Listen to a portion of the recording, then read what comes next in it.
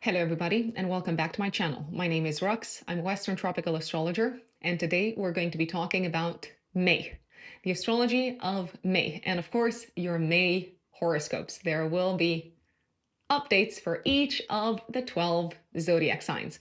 And I always say this, but I'm going to repeat it because some people might be here for the very first time.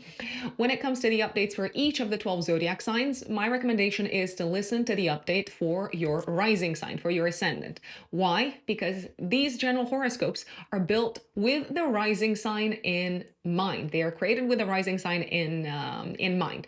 How can you find out your rising sign? It's quite simple. Actually, you need to know your date, time, and place of birth. The time of birth, the correct time of birth, is very important.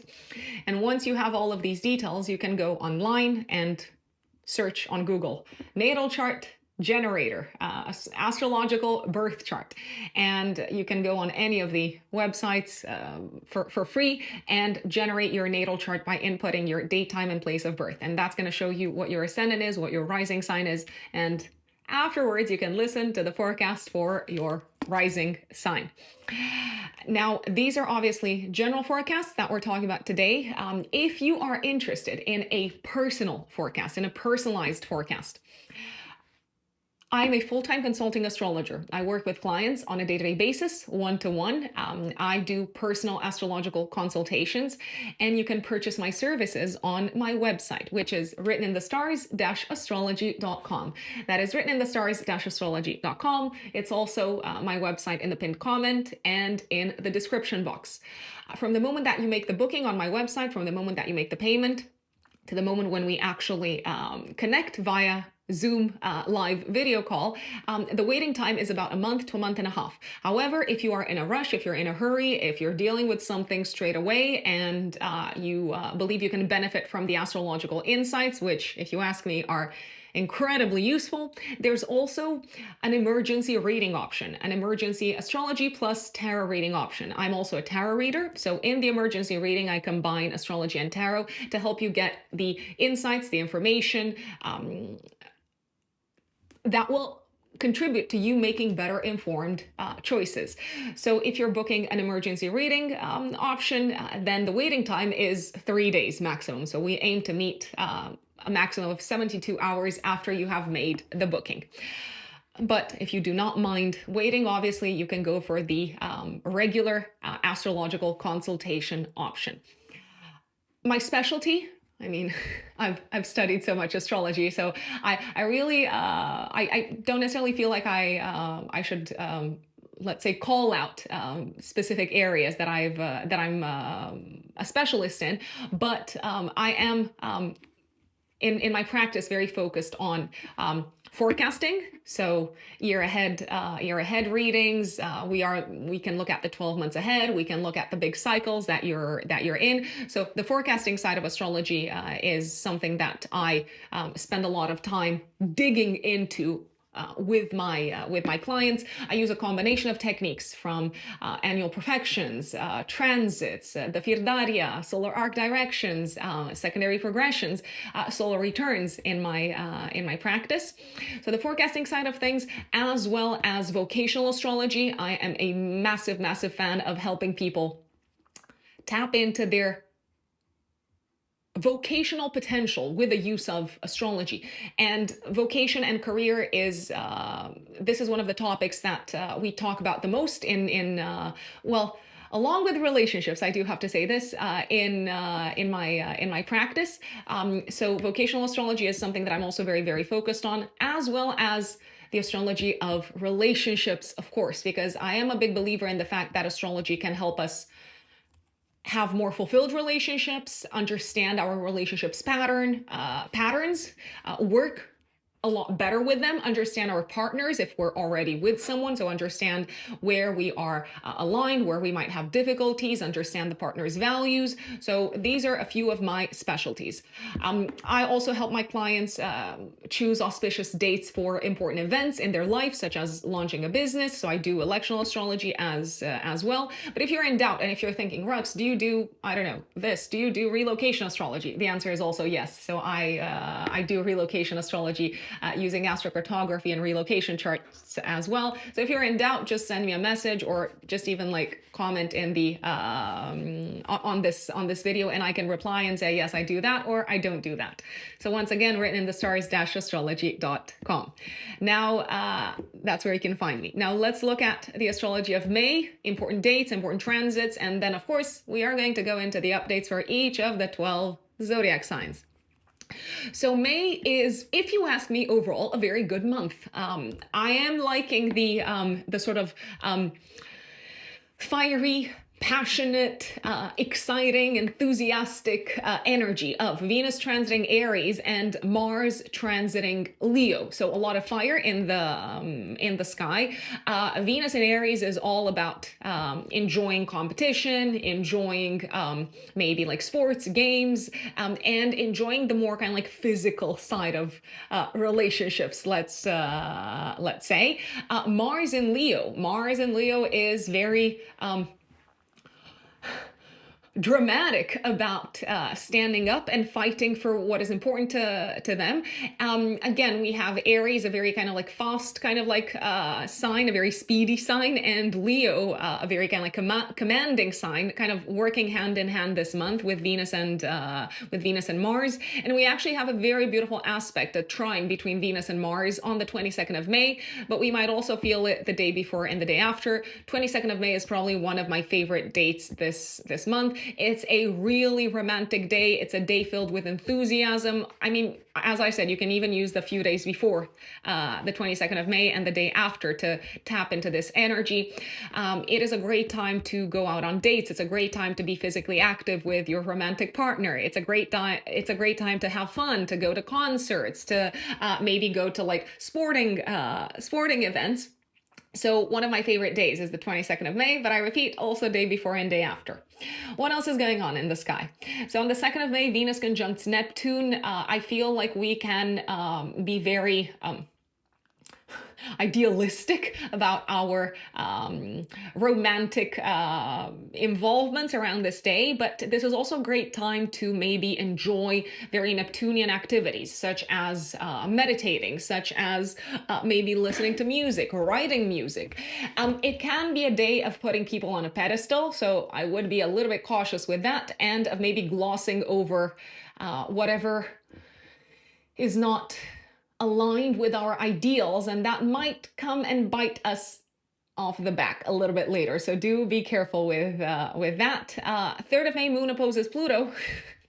Intense emotions coming to the surface, but maybe some of them are going to be buried, and they might blow up in our faces a little bit later. 4th of May, Pluto goes retrograde in Aquarius, so we're kind of like starting to integrate some of the changes that have been happening at a collective level as of last autumn, especially. 7th of May, Mercury conjuncts Chiron in Aries.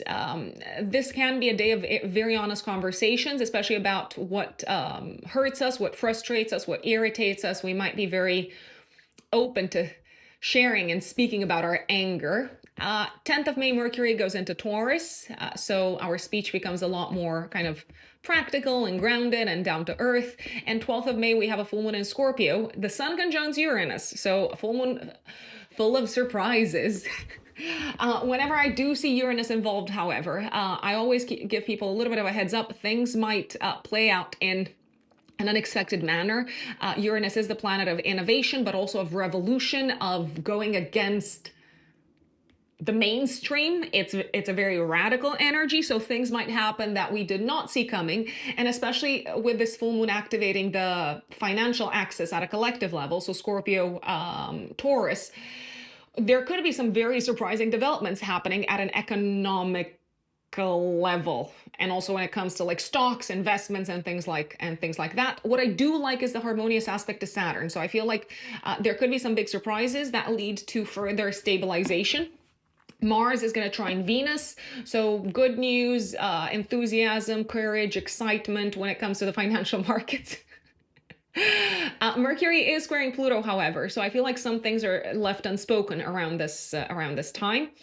Sun conjunct Uranus, 17th of May. Big changes at a collective level happening on the financial markets, especially when it comes to maybe important authority figures. So I don't know, like big kind of like important leaders of like banks might step down, or they might be replaced, or something along those lines. 18th of May, active day before and day after, Mercury squares Mars. Verbal conflicts, that's it. And road rage, that is very possible as well. Do slow down and be careful on the road if you are driving around this time, and also be careful what you say to people, because they might take it really personally. Sun goes into Gemini. Gemini season begins on the 20th of May. And 22nd of May, as I said, Venus trines Mars. Beautiful, beautiful day. This is also a day when the Sun sextiles Neptune. I like this. I feel like we have some big ideas, some good ideas, some exciting ideas that can contribute to us achieving some sort of a new ideal state of things in our life. 24th of May, Mercury conjuncts Uranus. Major disruption on the roads, major disruption when it comes to transportation, but also major disruption when it comes to technology or something connected with like electricity, like Wi-Fi outages, like internet outages and things like that. Sun trines Pluto. I feel like this could also be a great day for a transformation when it comes to plans for the future. Things can be talked out and everyone involved. So I feel like this is a collaborative effort. Everyone involved is on board with some big shifts coming up. Saturn goes into Aries on the 25th of May. I did talk about this in the kind of like general 2025 horoscopes for all signs. This is a preview, Saturn going into Aries until the 1st of September. It's a preview of the Saturn in Aries transit that starts fully. So it's going to stay there, Saturn, in February of 2026 until 2028, the spring of 2028. New ways of building, new authority figures, maybe authority figures that are a little bit more inexperienced come into the spotlight. Saturn in Aries, Saturn restricts things and constrains things. So I feel like it may have this restraining effect upon Aries activities, such as conflicts. I'm looking at like big conflicts around the world, which may not necessarily be a bad thing. Saturn can also restrict arguments, fights, and individualistic pursuits. So I'm purely speaking about things at a collective level. Saturn is coming in Aries, where Neptune is already kind of like hanging out. So it can dissolve existing structures involving like leadership figures, important leadership figures. It may actually bring a heavy dose of reality when it comes to this sort of like individualistic ideals that some people are adhering to. So Saturn comes in and says, yeah, no, this is not feasible, or this is not doable, or have you considered the day-to-day kind of like impact? Probably not. Mercury goes into Gemini 26th of May. Mercury obviously is at home in Gemini. So for the rest of the month, I feel like communication is going to function quite well as it possibly can. And 27th of May, we have a new one in Gemini, very nicely aspected to Pluto.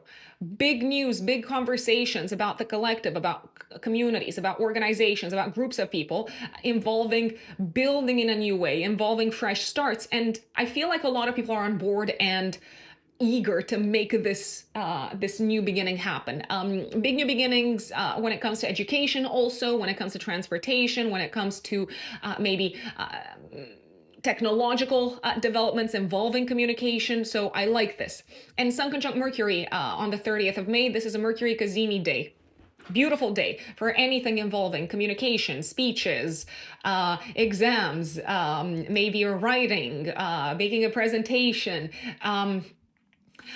a lot of like exciting kind of like ideas, clarity at a mental level. So this is definitely a day to kind of circle in your calendar, probably one of the most auspicious days of the month. The 27th of May is also very good. It's a great day. The 22nd of May is also a great day. So these are probably some of my favorite days in May, folks. Now, let's go into the updates for all 12 zodiac signs. My dear Aries, Aries suns and Aries risings. May of 2025.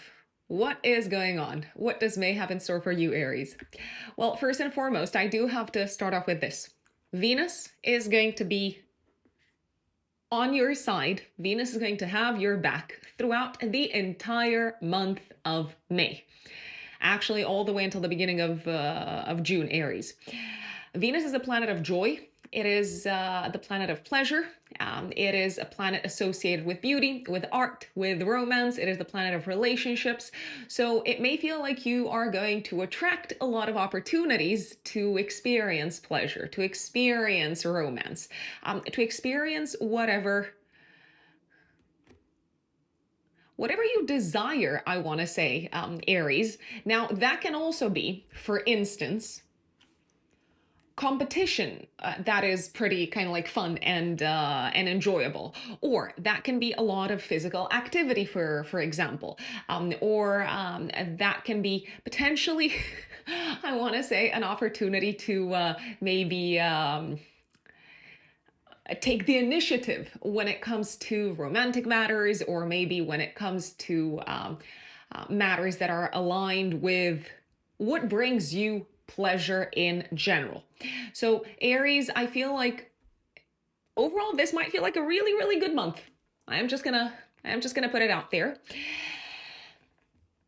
Venus is also the ruler of your 7th house of relationships. So May overall, I dare say, is a pretty good month to go out on dates, to welcome love in your life, and also to prioritize love and romance. And if there is like a physical kind of like chemistry slash intimacy component to the whole experience, I mean, even better, because Venus in Aries is quite physical. It does enjoy romance on a very physical level, so to speak.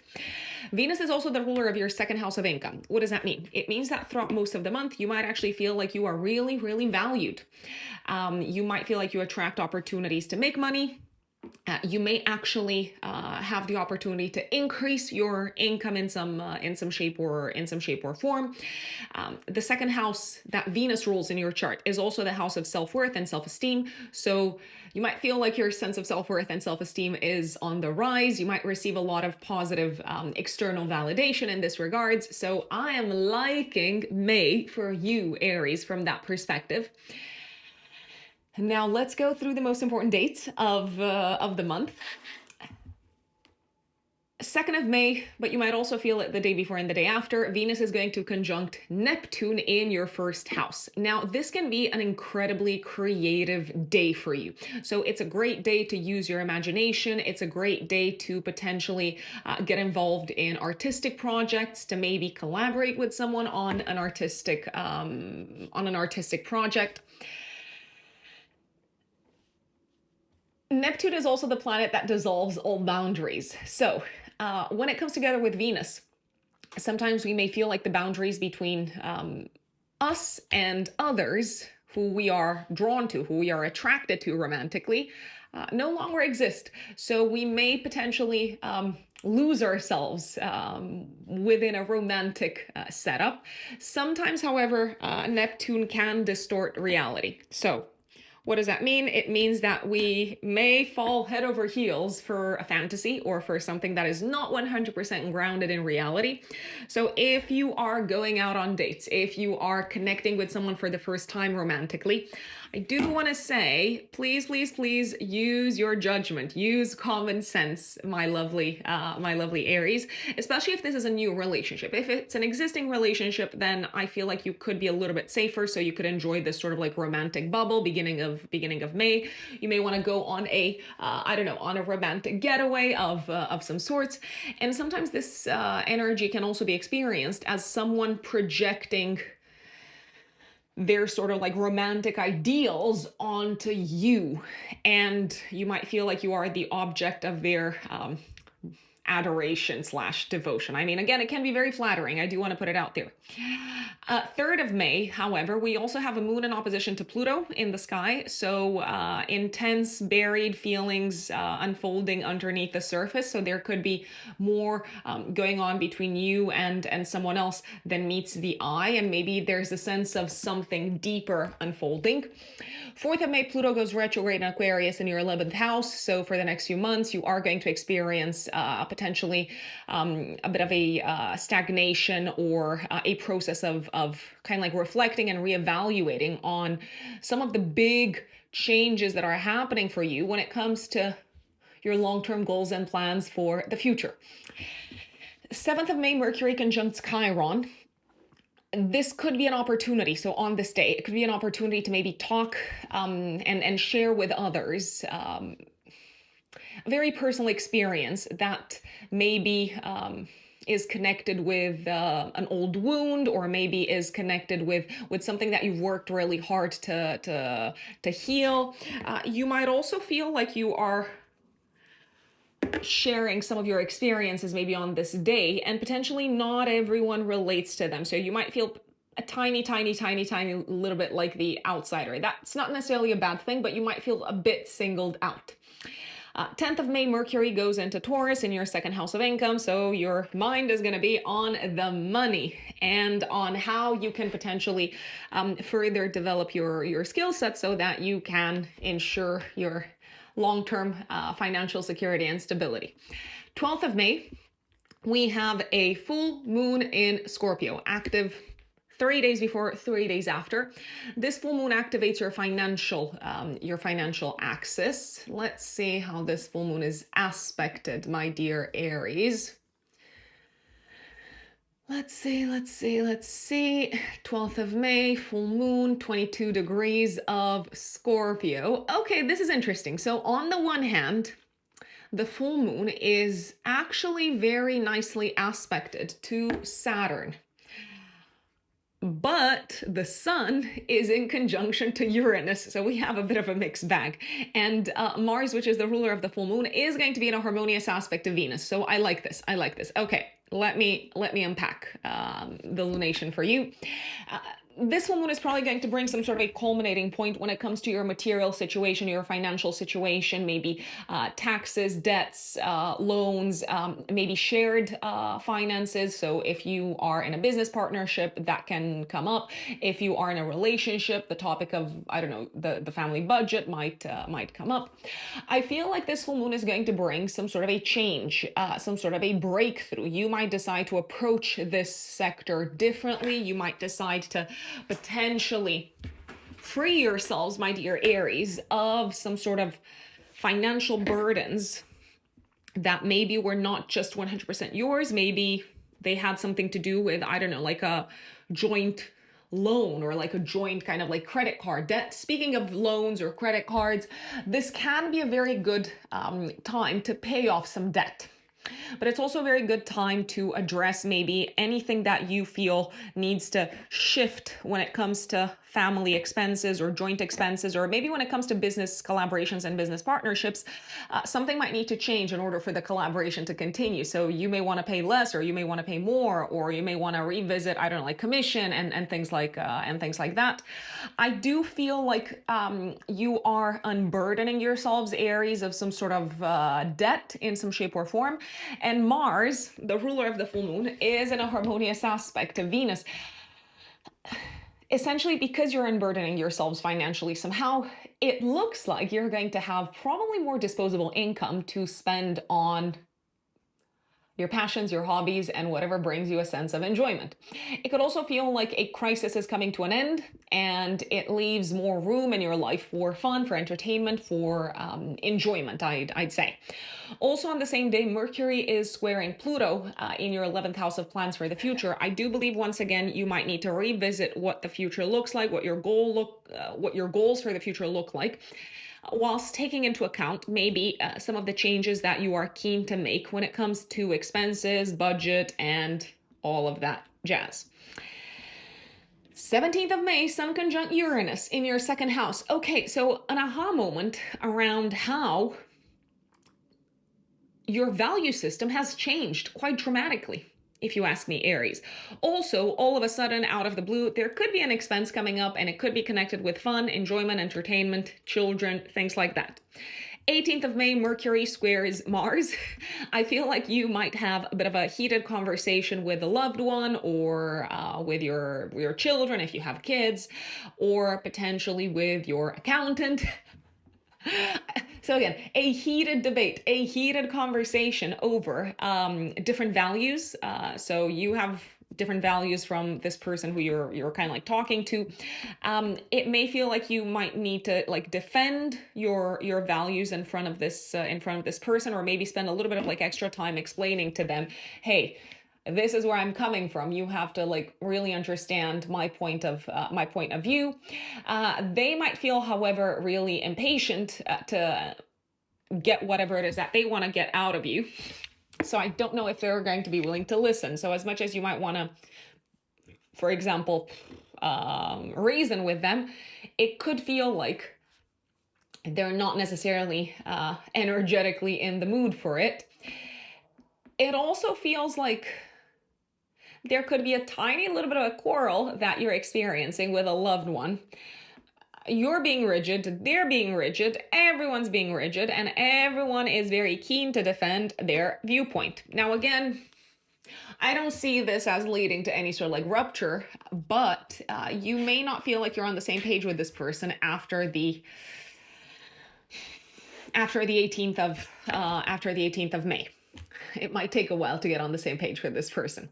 20th of May, Gemini season begins. The sun is going to illuminate your third house sector. So short distance traveling, networking, sales, cars, transportation, the local neighborhood, learning processes.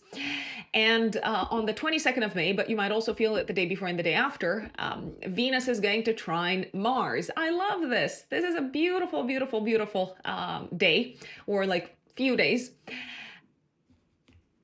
What are these days great for, Aries? So how would I make the most of them? I would essentially have a lot of fun, schedule a lot of fun, schedule a lot of fun either with a romantic partner or with children. Those are the people that I would prioritize. If the fun also involves physical activity, such as, I don't know, going to a party, or playing tennis, or going for a long hike, or going for karaoke, karaoke, I think that's how you say it. I do apologize. Sometimes I invent new pronunciations for words because, hey, why not?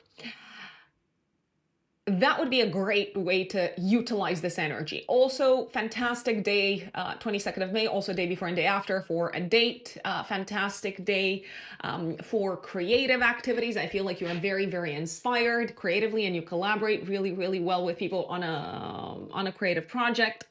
Probably the best day of the month. I mean, yeah, it's up there.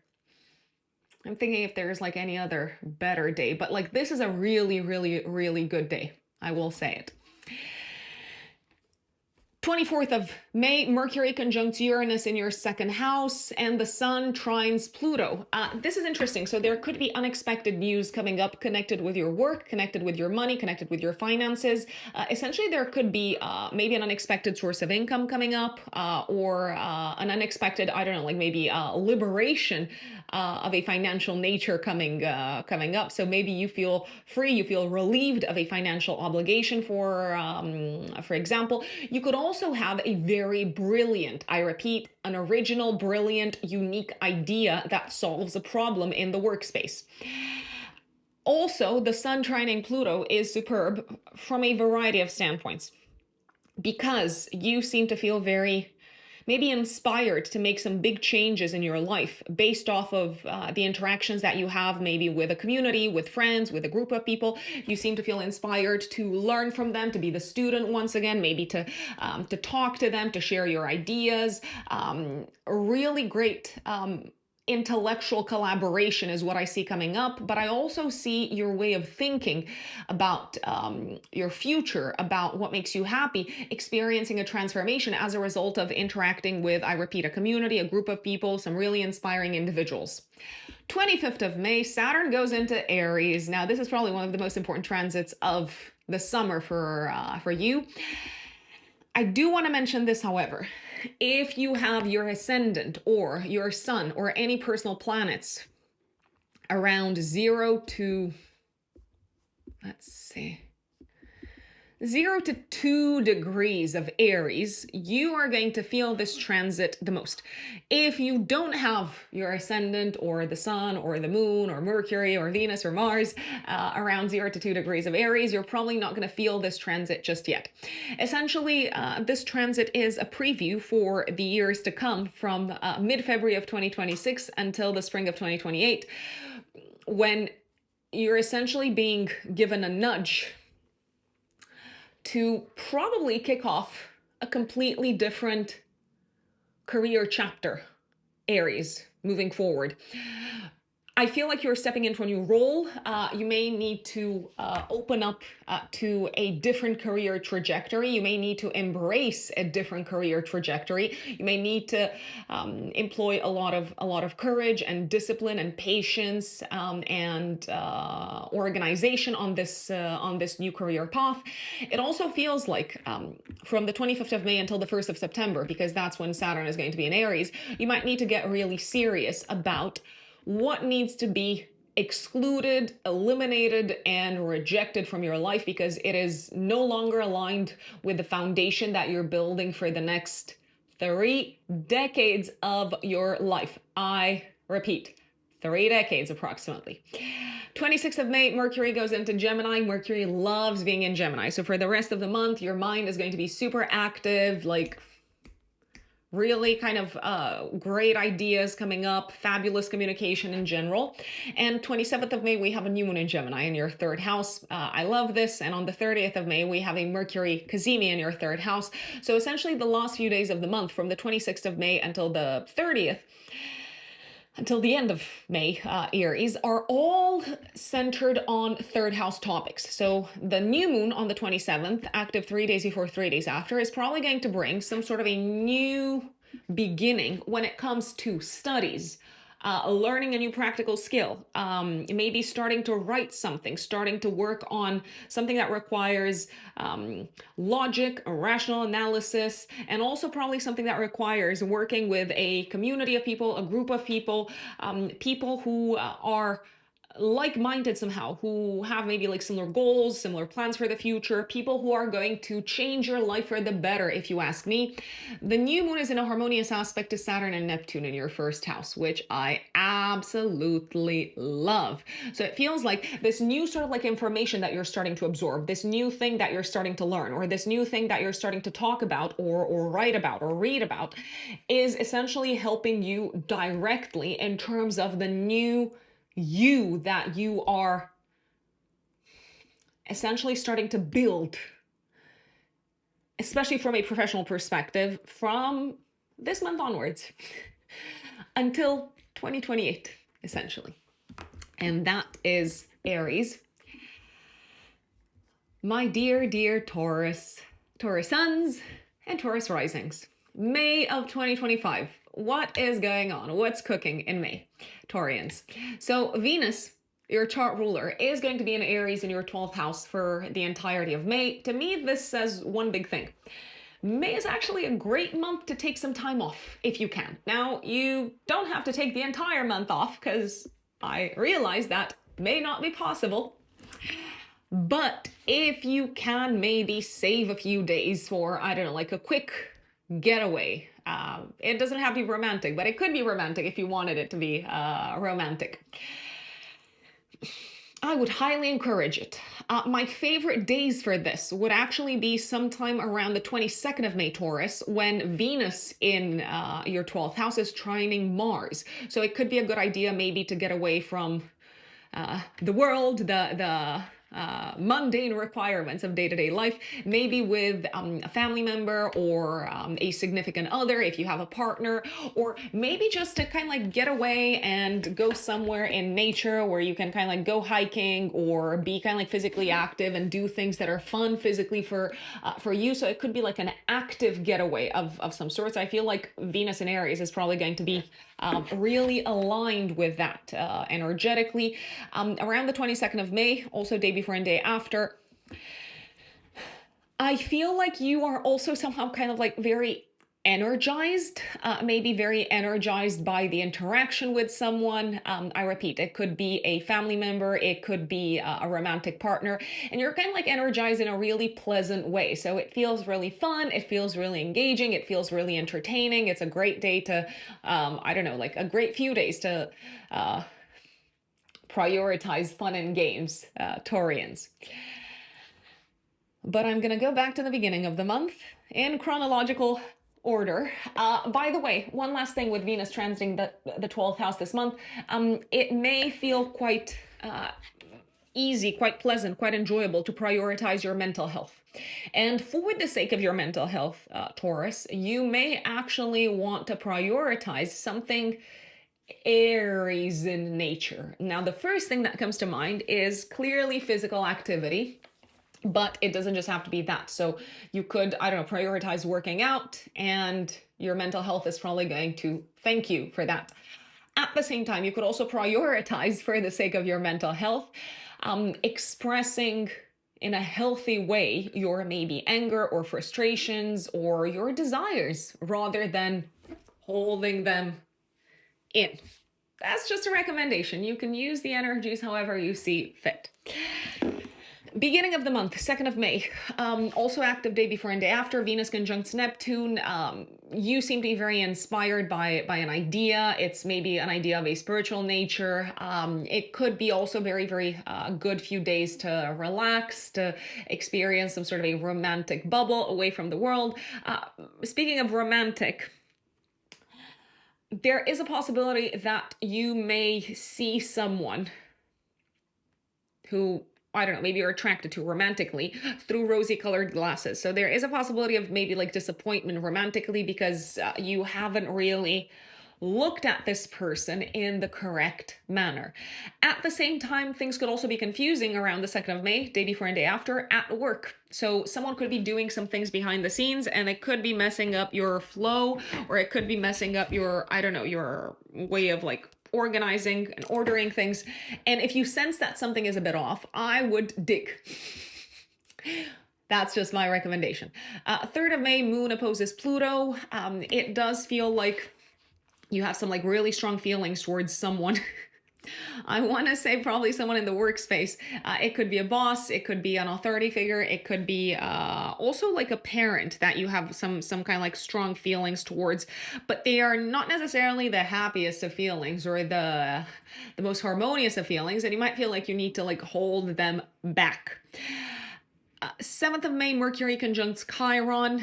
You might have a little bit of a revelation around a source of pain and hurt and wounding in your life. So you might have this sort of like aha moment where you say, there you go. That's where this is coming from. Now I see it. Now I understand it. Now I realize it. You might also feel inspired to help someone who is suffering, to help them with money, to help them financially, to make a donation. It's a great day to do that. 10th of May, Mercury goes into Taurus in your first house. So this is a great, great transit to experience all the way until the 26th of May. Why is it great? Because it may feel really easy to share your thoughts, your opinions, your ideas. Your mind is very active. You might come across as very eloquent, I think is the correct way to say it, my dear Taurus. And Mercury, when it comes to like natal astrology, is considered to be in its joy in the first house, which is why it's always good to have Mercury on your side in the first house. It may feel like people are keen to listen to you. They're keen to hear what you have to say, and it could also feel like your words are very, very strongly kind of like valued and appreciated, and your opinions are very strongly valued and appreciated throughout this period. So overall, pretty awesome. What else is coming up next? Full moon in Scorpio. this is pretty big. 12th of May, active 3 days before, 3 days after. I'm like, yeah, no big deal. It's just a full moon with Uranus involved. This full moon puts the spotlight on partnerships, collaborations, relationships, but also on enemies and adversaries, my dear Taurus, because sometimes we forget. I mean, I don't necessarily, but I'm an astrologer, so I don't count as much in the stats. I'm the exception. Sometimes we forget that the seventh house is not just about relationships and partnerships and business collaborations and I don't know, like spouse, marriage partner. The seventh house is also the house of opponents. So this full moon puts the spotlight on partnerships, collaborations, but also our opposition. It feels like you can break free from the opposition in some shape or form. Now, that could take a variety of shapes and forms. For example, you could turn an opponent, an adversary, an enemy, let's call them, into a friend. Or you might feel free and liberated from the energy that an opponent was bringing in your life. So let's say you had a very strong competitor at work and it caused a lot of stress, and now you're like, I can breathe easily. This person is out of the way. Maybe they've given up, or maybe they have turned into a supporter. There is a very high chance of opponents turning into supporters and friends because the full moon is in a harmonious aspect to Saturn in your 11th house of friendship. It also feels like you may take some sort of a snap, unexpected, radical, extreme, intense, but very liberating decision when it comes to a partnership and a collaboration. It could be a romantic partnership, but it could also be a business partnership. I do feel like this is a lot about like professional partnerships this full moon. You might take a sudden decision about this that is very strongly aligned with you having a firm, tight grip on your future and knowing this is what I want my future to look like. So alas, I'm going to tell this person we either work in this way moving forward or we don't work together at all. Some of you might decide to call off a partnership or to call off a collaboration to say, yeah, we've done a good job together, but I have other plans. That is possible. But you might also suddenly let a partner know, and it could be romantic, it could be a professional, a business partner. You know what? I want to solidify this relationship. So I feel like whatever decision you take at this point in time,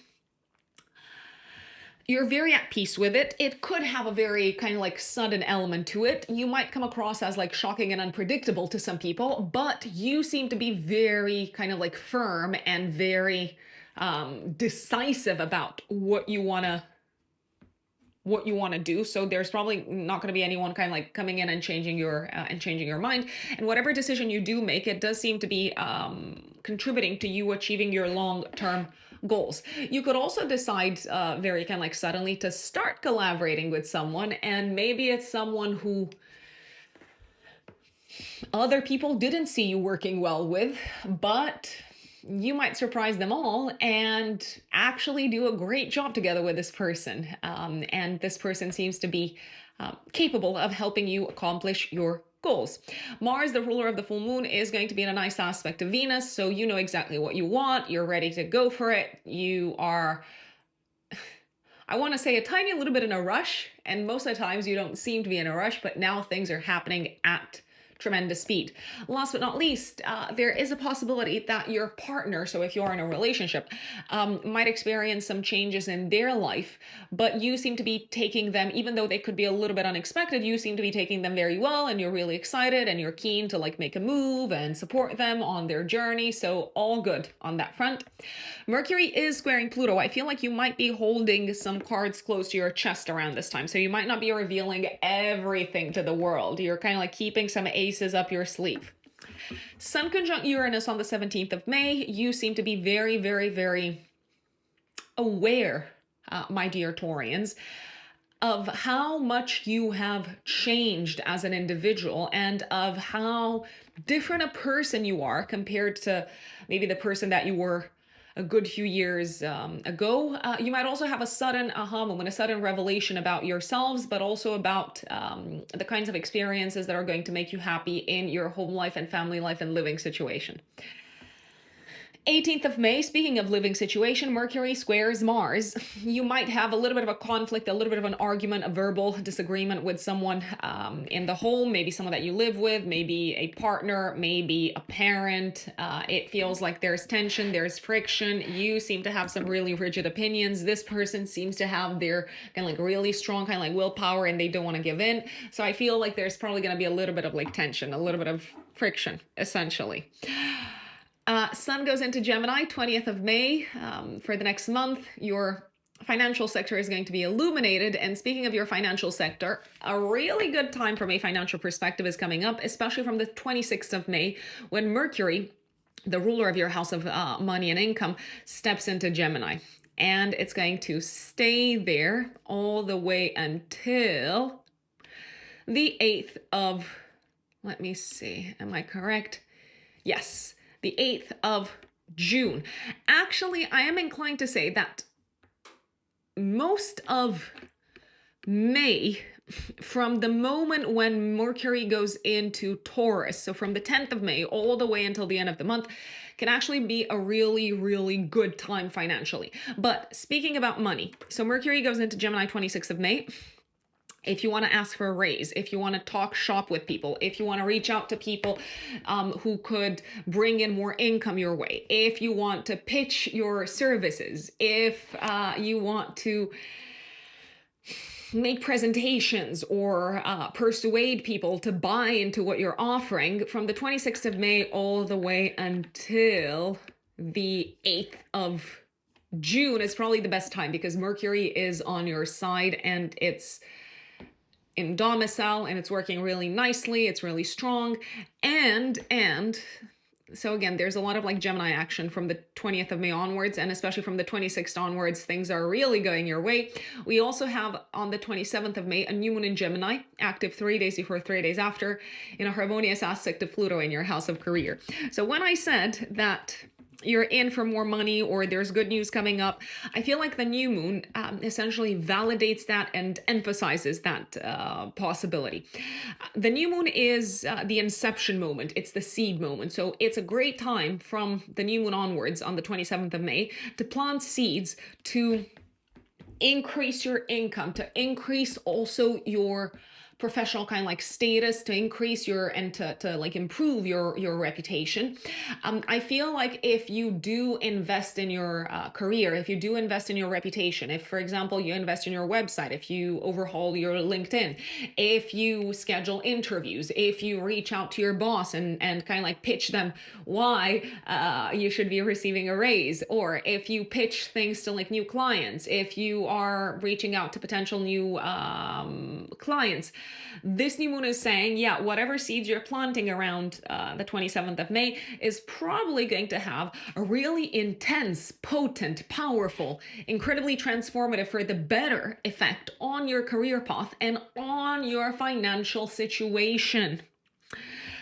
It also feels like not only could you be experiencing a step up financially from this new moon onwards, so maybe you kind of like start a series of interviews that will ensure that you get a better paid job, and this job kind of like opens up the path for you to be on an ascending kind of like trajectory from a career perspective.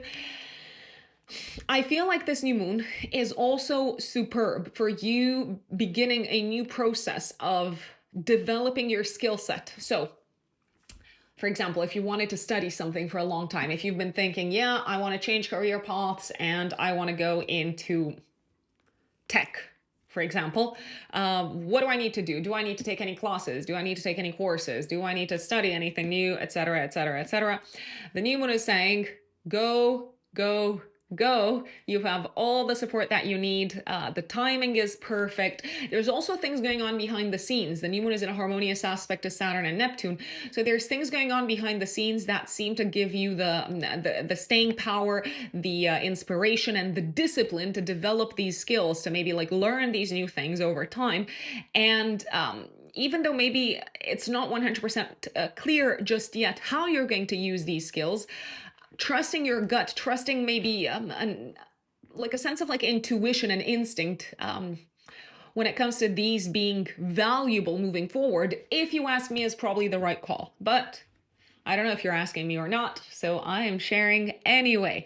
So fantastic news and doors opening up for you financially, but also in terms of development of new skills. 100% they're going to help you career-wise, my dear Taurus. Now I am going to go a little bit in time, a few days. 24th of May. So 20th of May, Sun enters Gemini, and 24th of May, Mercury conjuncts Uranus, and the Sun trines Pluto. So on the 24th of May, I feel like you have some sort of an aha moment, like a unique, original idea about what? About what makes you happy, about money, finances, sources of income. You may come up with like a very kind of like unique, original approach when it comes to a creative project. I feel like you have some sort of an aha moment, some sort of a mental revelation around this time. And the Sun trining Pluto is saying, yes, you are receiving a lot of support from someone in a position of power in your career. I feel like this person wants to help you rise through the ranks. I feel like it's also a time, 24th of May, maybe day before and day after, when you feel really confident about the changes that you want to make for the long term when it comes to your career path. Last but not least, let's leave career to the side. 24th of May is a great day to maybe present something publicly, to speak in public. You're probably going to have a unique kind of like viewpoint. You're probably going to receive a round of external applause. So it doesn't just have to be a great day from a career perspective. 25th of May, Saturn goes into Aries until the 1st of September. Now, Saturn is the ruler of your career path, Taurus, and also the ruler of your 9th house. So I want to say that from the last week of May until the 1st of September, you may begin a process of starting to dismantle, but this is probably not going to happen immediately. It might actually take all the way until 2028, but you're getting the preview. You're starting a process of maybe dismantling your existing career trajectory. Maybe your industry, the industry that you're in, is starting to look quite different. You might also start behind the scenes some really important work on your mental health, your emotional health, potentially also on something that involves traveling, or maybe that involves courts of law, or maybe that involves visas or kind of like foreign residency. I do want to flag that from the 25th of May until the 1st of September, you might also start to revisit your worldview and your belief system and realize, maybe there's been some things that I was not aware of. So maybe I should be more kind of like open to certain viewpoints. And 30th of May, Sun conjunct Mercury in your 2nd house. Great day for signing papers, making sales, signing contracts, making presentations, speaking in public, having important conversations with family members, making big purchases for the house. A great day from like many different standpoints. That is Taurus. Now let us move on to Gemini. Gemini suns and Gemini risings. My dear Geminis, May of 2025, what's cooking? What is happening? What is going on, Geminis? So I feel like I need to start off with, I'm going to start off with the following. I think you're going to like May for the most part. I think you're going to like especially the last 10 days of May, when the sun comes into your 1st house. It puts the spotlight on you. You might feel really kind of like revitalized, energized. You might feel like you're getting a lot of positive attention. You might feel like you are in the spotlight. People are listening to you. It may feel like you have some like really good ideas. You're shining, you're kind of like radiating and glowing, and the world is taking note of that, my dear Geminis. You also have a superb, I repeat, a superb new moon coming up in your sign, 27th of May, active 3 days before, 3 days after. I had to start off with this. I know it's not chronological order, but I really have to give a shout out to this new moon. So this new moon is in a harmonious aspect to Pluto, and it's conjunct Mercury in Gemini. Jupiter is also kind of like in the vicinity, the great benefic, no one else but the great benefic, who's about to like in June it's going to exit your sign. So do take advantage of the growth, expansion, opportunities, and good luck that it continues to bring until the actually the second week of June. But this new moon in particular, 27th of May, says you are essentially starting some sort of a new life.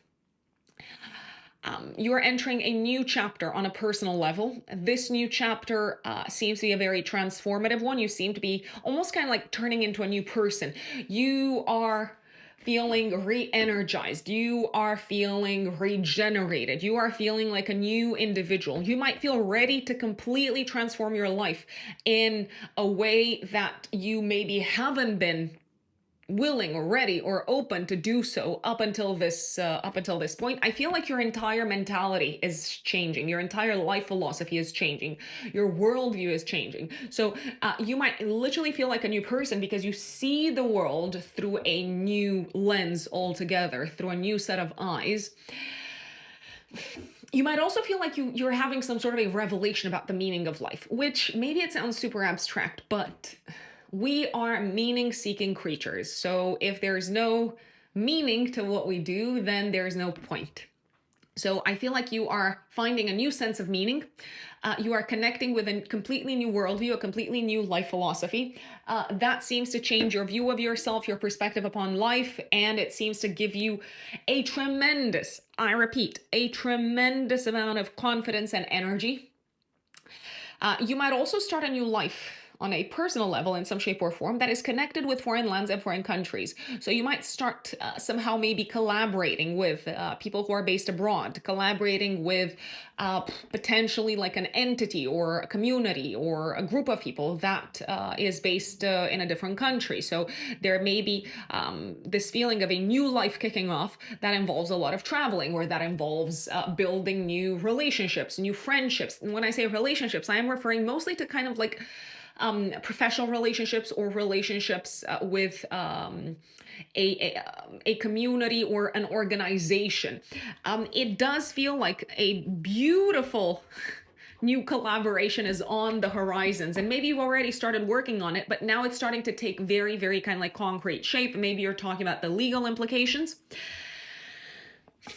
It feels like you are ready to step courageously in the direction of your dream, and you have, I repeat, very, very, very strong support from a community, a group of friends, maybe a figure of authority, a mentor, a guide, and maybe even a legal entity, like a legal kind of institution, I'd say.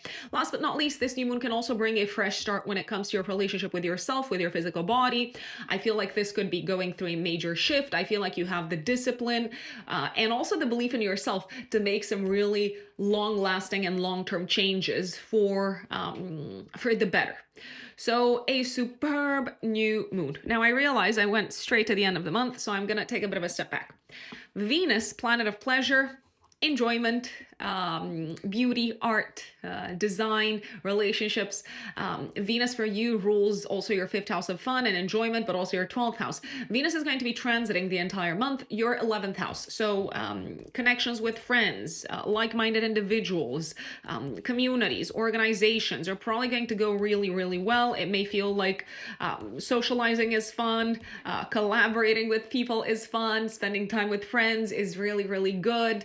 It may also feel like you attract like-minded individuals throughout this whole period. One, I don't know, recommendation, if you want to call it this way, is concerning the 2nd of May, maybe day before and day after, Geminis. 2nd of May, Venus conjuncts Neptune. Someone could be talking a big talk. Someone could be, I don't know, sharing like a big vision, a big goal, a big dream. And maybe it's something that you also believe in. Maybe it's something that is also super attractive for you. So maybe you want to be a part of this. Maybe you want to get involved. However, Neptune tends to overlook the details. So if something sounds too good to be true, if something sounds like a fantasy, I would take it with a huge pinch of salt. Also, it could be 2nd of May, day before and day after. It could be a day of excessive no borders, no boundaries, complete dissolution kind of fun with friends or within a group type of setup. So you might go to a concert, and you might have so much fun that the next day you do not remember too much because, you know, you went a little bit overboard. So I would be a tiny, tiny, tiny, tiny little bit cautious. You might misplace something if you're going to some sort of group event, such as a concert or like a festival. So do keep an eye out for your friends, and also keep an eye on your wallet and your possessions. 3rd of May, Moon opposes Pluto. Some things are better left unsaid. That's how I like to look at this. You might be sensing that something is going on underneath the surface, maybe with a friend. Maybe you're feeling intuitively like they're not revealing everything, but alas, you don't want to, I don't know, like challenge them. So you might just slide past the fact that you're sensing that something is a tiny bit off. 7th of May, Mercury conjuncts Chiron. I feel like a friend. I do believe either a friend or potentially, maybe like a family member could be talking about something that is really irritating and annoying and frustrating for them. And it could be very clear for you, okay, yeah, this is maybe something that I resonate with as well. Maybe I need to like speak about this more openly also. 10th of May, Mercury goes into Taurus in your 12th house until the 26th. Now, throughout this period, I do want to put it out there, you might be a tiny little bit prone to having thoughts that are not necessarily the most productive thoughts. So the mind can become a tool of self-undoing. There could also be things going on behind the scenes with your family, with family members, with some of the people in your private life, especially family members, that you don't necessarily have visibility of, but that might come to your attention, and they might even become a point of contention, especially around the 18th of May, day before and day after, and around maybe the 24th of May, day before and day after. There's also a possibility that you might, from the 10th of May until the 26th, find out some sort of like hidden, buried information connected with the past, connected with your roots, connected with family members. What you do with that information is up to you, Geminis, but I feel like you're going to be digging through the archives. 12th of May, full moon in Scorpio, active 3 days before, 3 days after, in a harmonious aspect to Saturn and Pisces. I feel like this is an interesting full moon because on the one hand, it points towards a successful completion of a work project. It could also point towards the successful completion of a job. So you might be ready to step into a new work sector altogether, or say yes to another job. So if you are deciding, yeah, I'm gonna leave this job, I'm gonna, I don't know, go full-time into my business, this full moon is actually a very auspicious time to do that because it feels like you're leaving on good terms. It feels like you've prepared really well. It feels like even though maybe this is going to surprise some people, it's not going to come as a surprise for you. You're like, yeah, I've been planning this. I've been bringing all the pieces of the puzzle together for this to happen for some time. There is a possibility that a client or a colleague might leave suddenly, but if that happens, I feel like you're somehow liberated. I feel like you're somehow going to end up in a better position if someone leaves. So maybe the day-to-day workload is going to be easier to manage, easier to handle.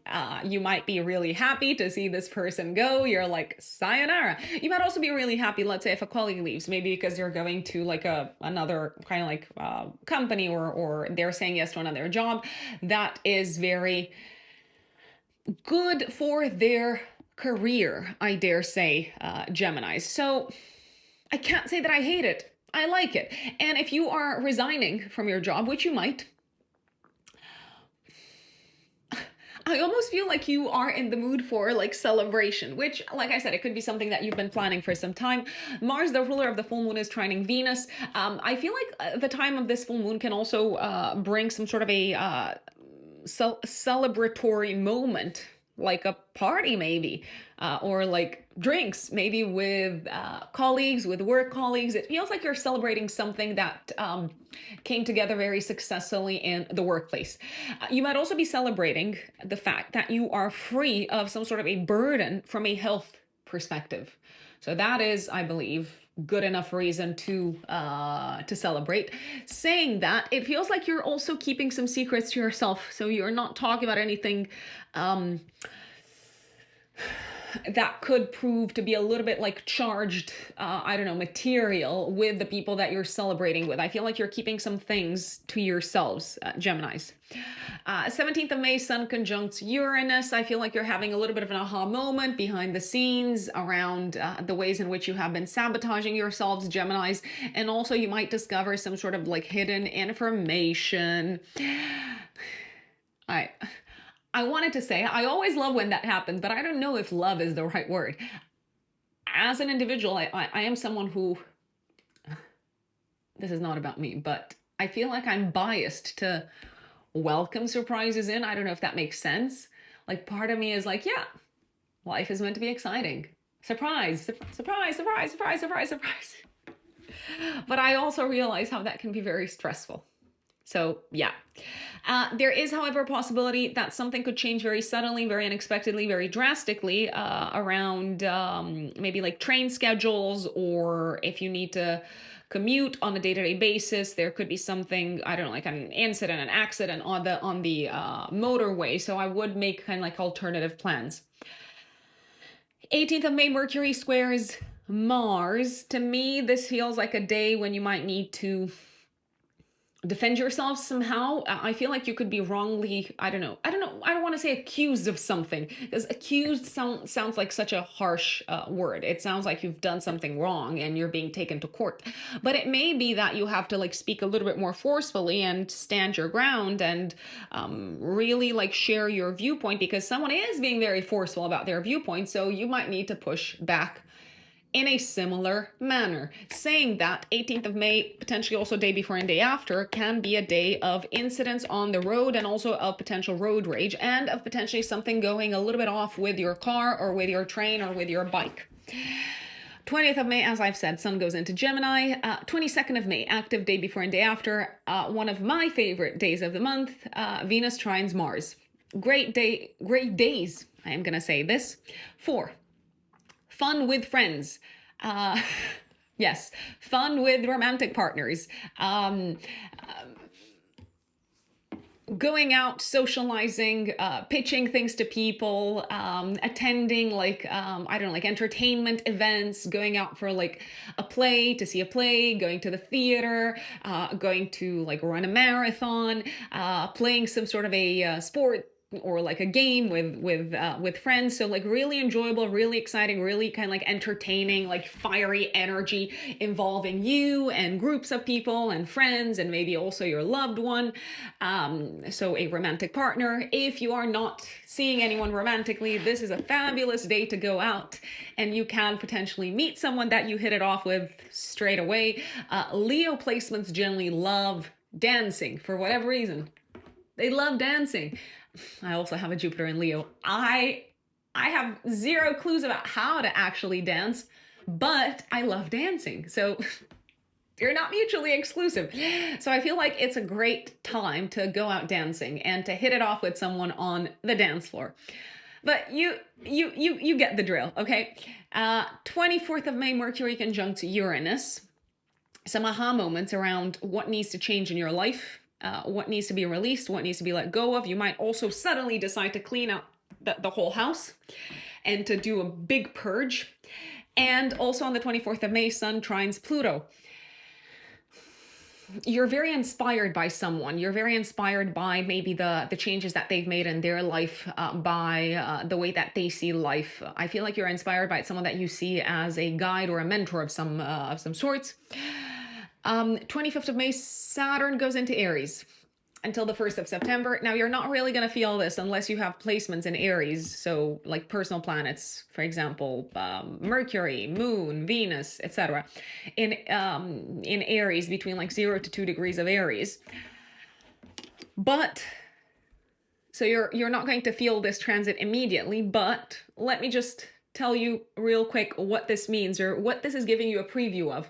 So this is giving you a tiny little bit of a taster of how your goals for the future are going to change all the way until 2028, how you might need to take some sort of like serious responsibility for a group of people, an organization, a community of people, how you might need to also make your hopes and dreams and wishes real by starting off some big things in your life, maybe things that involve traveling, academic studies, maybe investments potentially.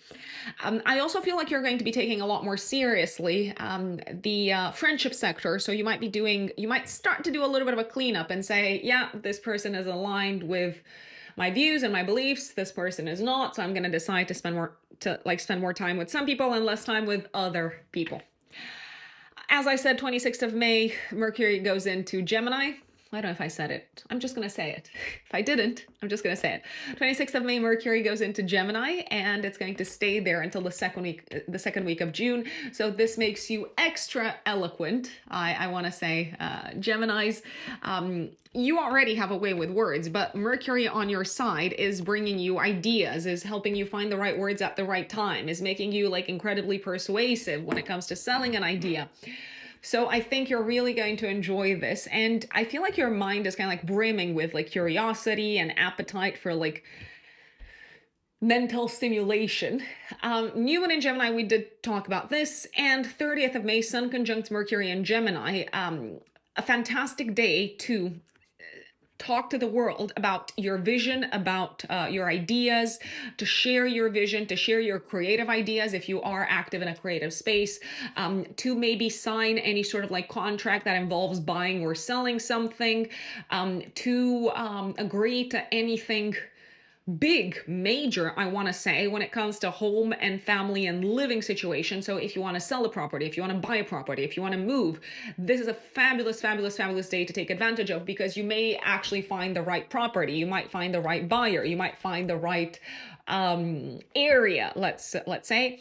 And I feel like you're making like really wise decisions on this day. So one of my favorite days, 30th of May. That is Gemini. My dear Cancerians, Cancer Suns and Cancer Risings, May of 2025, what does it have in store for you? So, Cancerians, I have to start off with Venus. Venus is going to be transiting Aries throughout the entire month of May, and for you, this transit is going to happen in your house of career, in your 10th house of career, public status, public reputation. So what does that mean? It means that you may actually attract some really enjoyable, really pleasant professional collaborations. You may attract quite a bit of favor with higher ups, so people in positions of power, leaders, managers, bosses, might be inclined to say yes to you. They might be inclined to please you. It may feel like it's going to be easier to get what you want from people in positions of power throughout this month. It could also feel like you take a great deal of pleasure in being out into the world, spending time outside of the house, spending time in the public sphere, maybe connecting with friends, maybe connecting with other professionals, maybe connecting with like-minded individuals. In any case, from a public life perspective, this is a fabulous transit. So do take advantage of it. If you need to make public presentations, if you are looking to maybe somehow improve your reputation, take advantage of the month of May.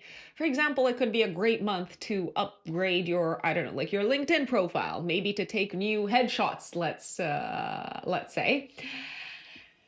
You might also be able to combine friendship with profession. So potentially friends might bring, I don't know, new clients to your doorstep if you work for yourselves, Cancerians. So that's another way in which this can take effect. The relationship with a parent, especially with the mother. In traditional astrology, the 10th house is the house of the mother, might improve. What else is going on in May? So I'm gonna go through it in chronological order. 2nd of May, active a day before and day after. Venus conjuncts Neptune. You might have some like really good creative ideas when it comes to a professional matter. You might also feel like you embody some sort of an ideal for people when it comes to the things that you have achieved, the things that you have accomplished, or the things that you're going for when it comes to your career ambitions. Speaking of ambitions, your ambitions might actually not have many boundaries around the 2nd of May, which can be a double-edged sword. So on the one hand, you're not setting any limitations for yourselves, Cancerians, but on the other hand, you may actually aim very, very, very high and wide, and sometimes Neptune can bring disappointment because we're not being realistic. So do not forget about a tiny, like, dash of realism when it comes to your big dreams. And from an imagination perspective and from a creative perspective, I would take advantage of this period, because you might come up with like a really beautiful vision for a project in the professional sphere, and your imagination is really on fire. 3rd of May, Venus, I apologize. The moon is going to oppose Pluto. There might be some things going on underneath the surface in terms of your feelings, your emotions, but you might not be yet like eager or willing to share. You might just kind of like keep things under wraps. You might also pick up the fact that someone else, intuitively, you might pick this up, that someone else is hiding something from you. You may be very good at spotting the rats, so to speak, Cancerians, around the 3rd of May. So if you do feel like you should investigate something, maybe it is a good idea to investigate it. Why not? 7th of May, Mercury conjuncts Chiron.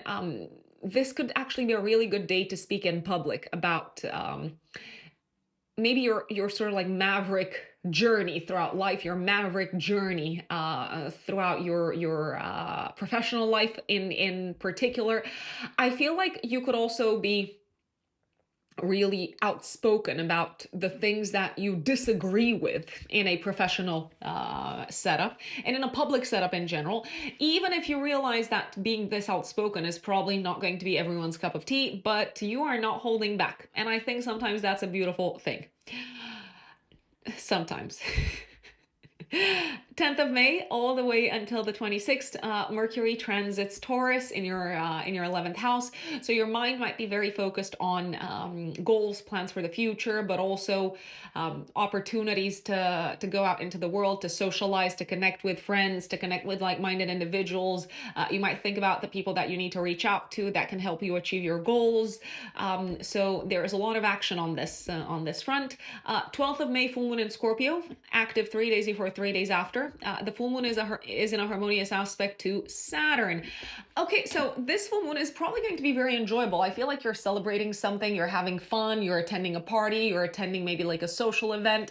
You could also be having fun whilst traveling, or you could be having fun with people who have traveled to see you. Maybe a friend has some sort of an unexpected announcement to make. Maybe it's a surprise, but once again, it feels like it's a surprise worthy of a celebration, of a party, worthy of, yeah, just like this big hurrah. I feel like you could also be celebrating something connected with a legal matter, I wanna say. So maybe it's something that has taken a long time to reach this sort of like state. Maybe it's like a trial or like something involving courts of law, and now you finally feel a strong sense of relief. You finally feel like you have reached the end of this journey. If you have children might have some sort of a big surprise for you, Cancerians, but once again, whatever big surprise they do have up their sleeve is probably something that, even though it's not what you expected, you are ready to welcome in your life. If you are single, you may connect with someone who you have like really strong attraction towards, and it is mutual. This full moon can also bring a culminating point in your life when it comes to creative projects, especially creative projects in the career sector. I feel like if you are presenting something to the public, if you are presenting like a creative project that you've been working on to a wider audience, it is probably going to be incredibly, even unexpectedly so, well received. I really, really, really like this. Mars, the ruler of the full moon, is trining Venus around this time. This is great. I feel like you are being very strongly appreciated. You are. It looks like you're like people's like favorite around this time. I want to say. People are very inclined, including bosses, friends, higher ups. They are very, very inclined to applaud you, to give you praise, to shower you with praise. So yeah, I like this. Mercury is squaring Pluto, however. There could be a friend that harbors some sort of like hidden feelings towards everything that's going on, and maybe they're not going to say it, but you might sense it. So yeah, just putting it out there. Sun conjunct Uranus on the 17th of May. Big kind of like moment of revelation, of enlightenment around what the future is going to look like. But I feel like you did not see this coming. I feel like this is once again unexpected. This is like an unpredictable kind of like twist and turn of events. That doesn't mean that it's not good. That doesn't mean that it's not auspicious. It's just something that you didn't see coming. There could also be like a sudden development with a friend coming up out of nowhere. And speaking of friends, 18th of May, active day before and day after, Mercury squares Mars. You could actually have a little bit of a conflict with a friend. There could be some tension. There could be some friction. You might not be on the same page about something. It could be something to do with like different values that you've got, but also it could have something to do with different approaches to maybe like a mental health topic or like a spiritual topic. I also believe that a friend might feel attacked by something that you say. They might take it very personally, or you might take very personally something that a friend says. And I don't necessarily believe it was meant to be a personal insult, a personal attack. So if you do encounter an experience of this type, my recommendation would be to not speak impulsively and when you are angry, but to rather give yourselves a little bit of time to digest, to process, and then to respond. 20th of May, Sun goes into Gemini. For the next month, you may actually want to take some time off, Cancerians. I mean, I'm just going to share this personal anecdote. Maybe I should like shut up, but hey, I have a Cancer rising, so I am going to share it. I feel like some of my best holidays, so my best kind of like periods of the year to take time off, are during Gemini transits. So especially during Gemini season, Sun transiting Gemini, but also when I experience transits through my 12th house in Gemini. That could also be because I have quite a lot of air in my natal chart. So Gemini planets make harmonious aspects with my other airy planets. But going back to Cancerians, especially Cancer risings in general, if you want to plan a holiday, I would plan it during Gemini season. So sometime for the next month from the 20th of May. 22nd of May, probably one of the best days of the month. I did tell you this is a good month. Did I tell you that? If not, I have to tell you that. This is a great month, Cancerians, and especially for your reputation and for your career. 22nd of May, active day before and day after, Venus trines Mars. Some sort of initiative, action, courageous leap that you've been taking from a career perspective is paying off beautifully. People are responding very well to it. You're receiving great feedback. If you've taken the initiative to collaborate with someone, to work with someone, to reach out to someone, if you've taken the initiative to maybe apply for a better paying job or for like a higher up position, it feels like all of that. So your initiative and your courage and your boldness are being rewarded. This is also a great day to, and I repeat, 22nd of May, day before and day after, to reach out to someone who you would like to work with, to reach out to someone who you would like to have on your side as a career ally or collaborator, and you're probably going to get a yes from them. 24th of May, Mercury conjunct Uranus. Aha moments, original ideas, unconventional ideas coming up when it comes to your goals and plans for the future, but also some unexpected conversations with friends. You might not necessarily realize that they think this way. Sun also 24th of May, Sun trine Pluto. I like this. I feel like you could be making some money behind the scenes, or maybe you're kind of like cashing in on some investments. Now, this is not financial advice, so please take the advice of your financial advisor. You are completely responsible for what you do with your money. Essentially, I feel like you could be getting paid, but you could be also taking some wins, some earnings from your existing investments. If you are deciding to spend some money on something, it is probably money very well spent that you are completely comfortable with spending, but you might decide to also keep it to yourselves, Cancerians. You might not talk about it, okay? 25th of May until the 1st of September, Saturn transits Aries. This hasn't happened in a long time. It hasn't happened in 3 decades, so it's a pretty big deal. You're getting a taster, you're getting a preview, Cancerians, of what the next essentially like 3 years are going to look like, especially from February of 2026 until the spring of 2028. Increased duties, responsibilities, work, but also the possibility to step into a higher up position, a position of authority when it comes to your career path, when it comes to your professional path. Saturn also comes in and says, okay, if you want to start off something new career-wise, now is the time to make it real.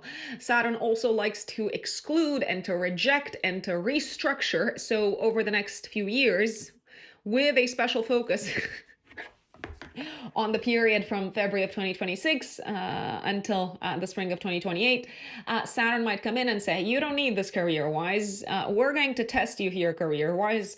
Show us what you're made of. How well do you deal with authority? How well do you deal with this sort of like new role, this new position professionally, but also in the eyes of the world? Speaking of the industry and the profession that you're active with in Cancerians, this is probably going to change over the next few years, and you're probably going to get a taster of how this is going to change. So you might need to change with it. You might need to revisit the way that you work with people. You're going to get a taster of this over the summer, 25th of May until the 1st of September. 26th of May, Mercury goes into Gemini. Your mind is very active. I feel like until the second week of June, you're learning something behind the scenes. You're reading, you're writing, and it's very relaxing and it's fun. 27th of May, new moon in Gemini, in a harmonious aspect to Pluto and sextile Saturn and Neptune in your house of career. I feel like you're starting something behind the scenes, Cancerians. I feel like you're starting to maybe learn something or read something or write something. It is probably something really big, really transformative. It is something that may impact your career path for the long term, your professional path for the long term, but also your status and your reputation for the long term. I feel like you're just planting the seeds right now. You're just kind of like getting started. I feel like you're ready to let go of a lot of things from your life, and you're starting to do a thorough purging. Let's say maybe making lists, maybe deciding this is what I need, this is what I don't need, maybe starting to like talk to people who can help you with this process of purging. You could also start a process of purging at a subconscious and psychological level. So you might have some like really important from the 27th of May onwards, active 3 days before, 3 days after, you might have some really important aha moments where you realize how you've been holding yourselves back, Cancerians, how you've been sabotaging yourselves, how you've been, I don't know, maybe avoiding some really kind of like sensitive issues in your life that were just kind of like buried under the rug. And now you're ready to open up. Now you're ready to like look the truth in the eyes. And that seems to make room for the next 3 years in which you're building something of yourself in the public sphere, but you would not have been able to do it without first kind of like cleaning up your the how should I call them? The closets of your psyche. That is what I'm trying to say. And 30th of May, Sun conjuncts Mercury. I feel like you could have like a really good idea that you might need to write down around this day. This is also a very good day to sell something, or you might find a bargain, or you might even decide to make a donation. And I feel like saying this, you could probably score some like really good karma out of it. You might also be able to like help someone with their studies, maybe as a bit of a volunteering project, maybe explain something to someone. And it feels like you are doing this is going to sound traumatic. You're doing something really good for the collective, Cancerians. You're leaving something really positive behind. You're playing your part. That is Cancer. Now let us move on to Leos, Leo suns, Leo risings, Welcome to your May horoscope. My lovely, lovely, lovely Leos. What's cooking? What's going on? What is happening? So, Venus, this entire month is transiting your ninth house, Leos. I want to say this. It's a great month to travel. It is a great month to sign up for maybe an academic course. It is a great month to get involved in activities involving travel, visas, foreign lands, foreign countries, maybe to learn from people who are foreign in some shape or form, who come maybe from a cultural background that is different from yours, Leos. If you need anyone to help you with legal matters, this is also a beautiful, beautiful transit to take advantage of. And I repeat, if you are spending any time abroad, if you are planning maybe a trip, Venus is probably going to attract some really good experiences towards you. It's also a very good month to promote, so through maybe like marketing campaigns, for example, to promote your professional services if you're working for yourselves. 3rd of May, Moon opposes Pluto. I feel like your connection with someone brings up really, really strong emotions. It brings up really strong emotions on your side, but it could also feel to you like this person has a strong poker face. So you might kind of like try to almost like suppress these intense feelings. Now, sometimes expressing your passion and your intense feelings, actually, even though you don't immediately get the reaction that you want from the other person, does bring something to life in them. So maybe repressing your feelings is not necessarily the best tactic on the 3rd of May. 7th of May, Mercury conjuncts Chiron in the 9th house. I feel like this is a day when you could speak very openly about how your worldview, your belief system is maybe different, or maybe how it's made you feel like an outsider, maybe like a maverick in the past. I feel like you might have to like advocate for yourselves, Leos. You might also need to advocate for your rights in a legal setup, or in an academic setup. There's also a possibility you might feel a little bit wronged by someone in a legal setup. So if that is the case, do not hesitate to speak your truth, because you are probably going to get them to review their position. 10th of May, Mercury goes into Taurus all the way until the 26th. I feel like you're thinking a lot about your career, you're making plans for the future connected with your career, and there may be also, leaving career aside, Leos, there may be plenty of opportunities for you to speak in public. That's what I'm seeing here, especially in your professional life, but also in public in general, to share your thoughts, to share your opinions. People may be listening, they may be watching you, they may be very attentive to what you have to say.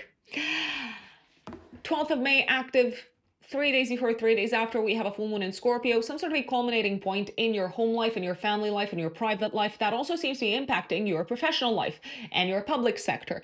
It feels like something is coming to a peak of some sorts. Maybe this is the time when you are announcing to the world that you're having a baby. Maybe this is a time when you're announcing to your boss that you are relocating to a different state. So alas, you have to hand in your resignation unless they let you like work fully from home, work fully remotely, let's say, Leos. This woman is in a harmonious aspect to Saturn in the 8th house. I feel like the transformation of your home life is complete somehow.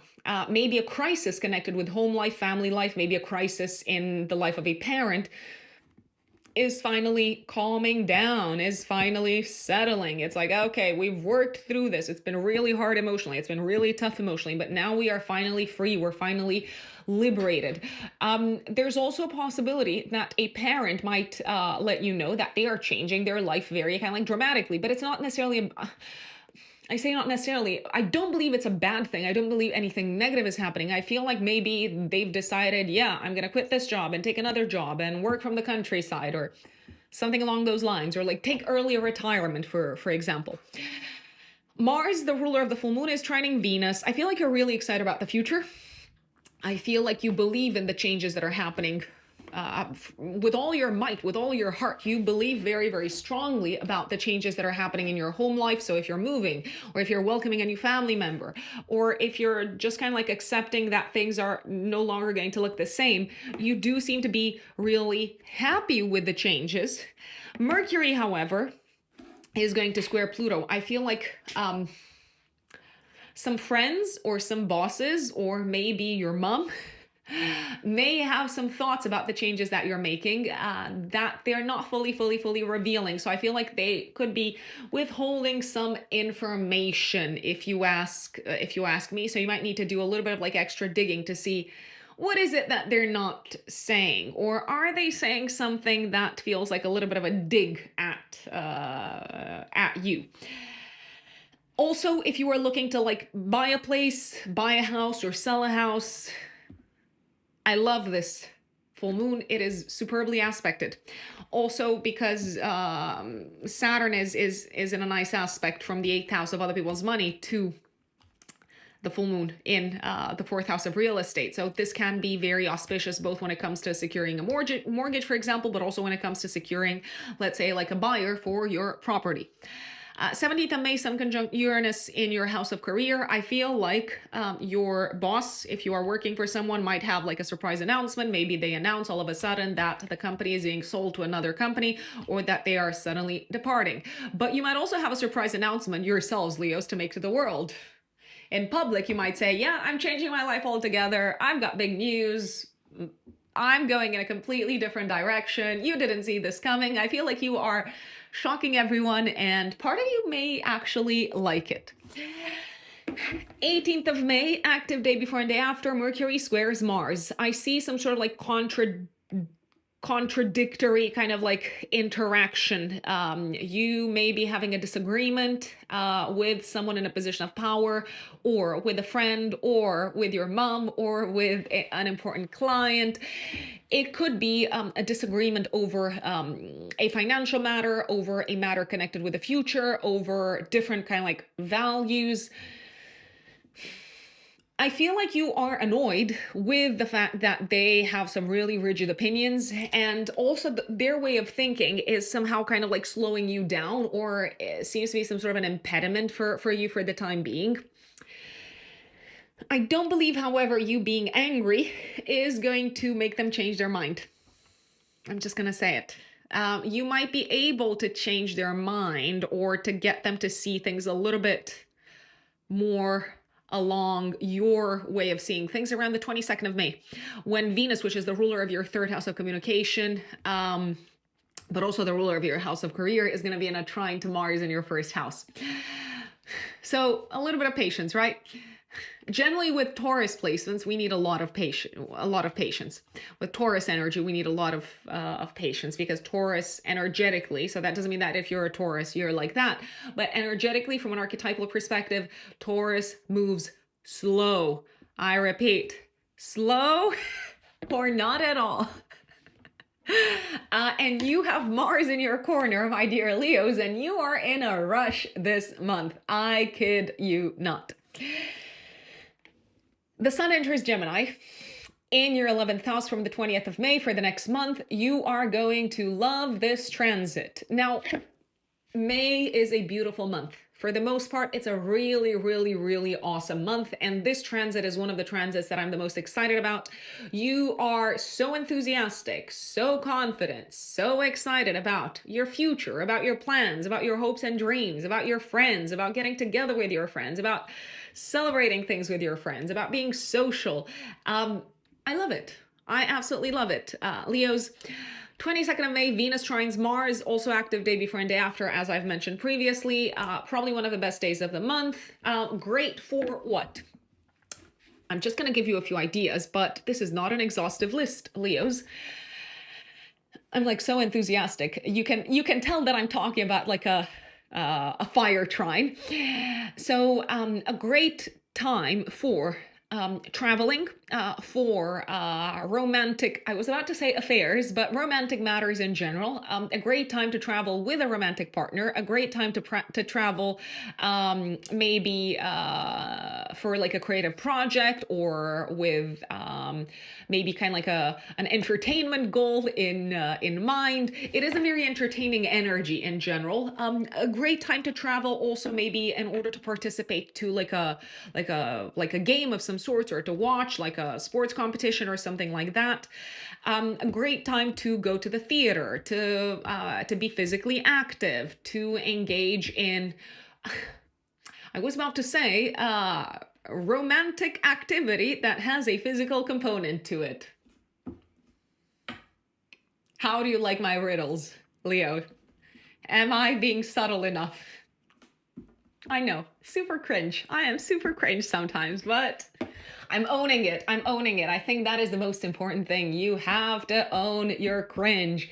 I own it. I am full of cliches and cringe, and I am having the time of my life. You're probably going to be having a really good time around the 22nd of May also. So if you're listening to this beforehand and you're not yet there, wait for it. This is also a very, very good time to take action when it comes to an academic matter, or when it comes to a legal matter, if you need to apply for a visa, or if you need to maybe like schedule an interview with, I don't know, like the visa like representative or like institution or anything like that. It's a great time to maybe also take an exam. You're probably going to finish early. You're going to do great. So many good things coming out of this.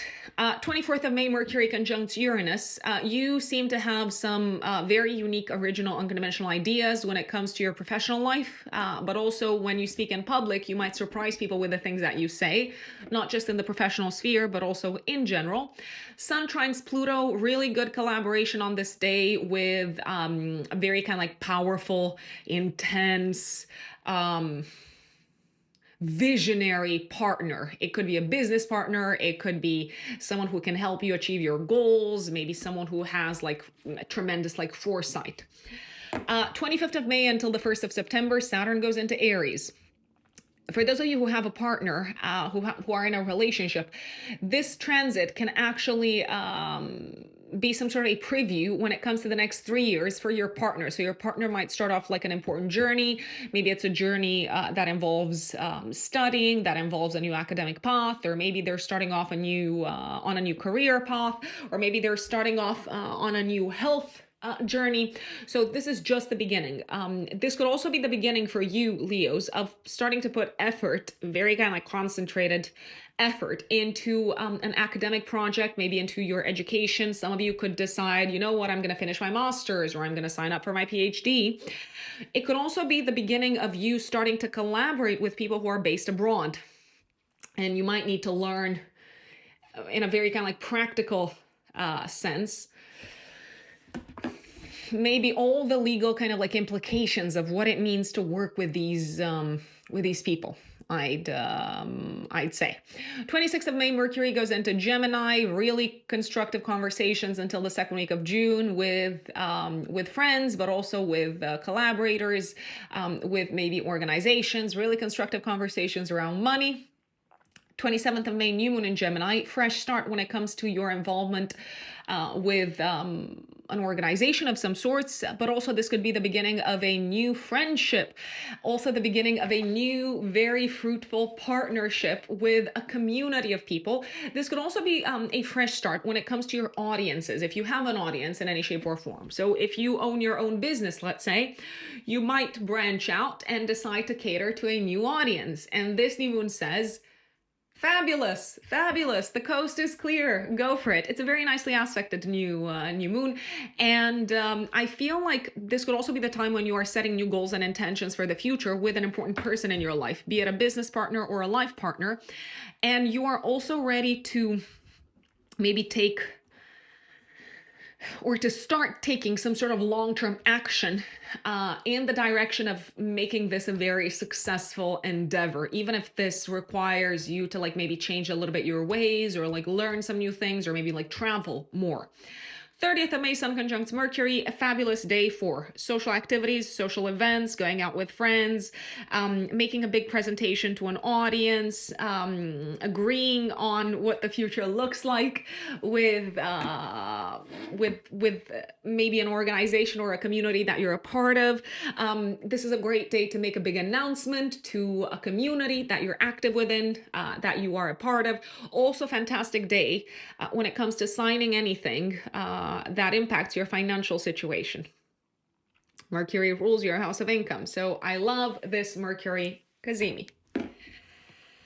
And that is Leo's. Now let us move on to Virgos, obviously. Virgo suns, Virgo risings. What is going on in May, my dear, dear Virgos? You're clearing out a lot in May. I'm just going to say it. And you are actually very strongly supported in doing that. I feel like you now know what is serving you, what is not serving you, what you need to get rid of. This is going to sound really bad, but it's not meant to. Who you need to get rid of, that doesn't mean that obviously like you need to do anything bad, but you might just need to like distance yourselves from certain people. You are in a process of transition by the looks of it in May, Virgos. It can be very exciting. I think it's very exciting. The last 10 days of May are actually really exciting and really potent and really strong when it comes to new opportunities and some like big shifts happening for the better from a career perspective and from a public life perspective. You can secure a new, really well-paid job. The path is kind of like opening up for you from a professional perspective. You can step up professionally. But in order for you to take advantage of that, I do believe you are going to have to do a massive, massive, massive cleanup in your life. So let me start off with the beginning. Venus is transiting your 8th house the entire month. Venus is very supportive in the 8th house of transformations. What sort of transformations? Transformations on the financial front. So if you have been relying on other people's money, if you have been receiving support from others, or if you have been supporting others financially, then Venus might say, yeah, you know what, let's sit down, let's talk about it, let's revisit it. Speaking of financial matters, Saturn, planet of restructuring, of the 3D tangible reality, of rules, of effort, of discipline. Saturn's going into your 8th house from the 25th of May all the way until the 1st of September. But this is just a preview because Saturn's coming back into Aries from the second half of February of 2026 until the spring of 2028. So Saturn's coming in and it's saying, yeah, you need to maybe get rid of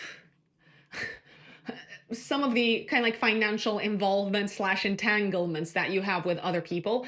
Saturn restricts and contracts things. So I repeat, if anyone was supporting you, or if you were receiving like a scholarship or like a bursary or like anything of that nature, Saturn comes in and says, yeah, no, that's gonna go.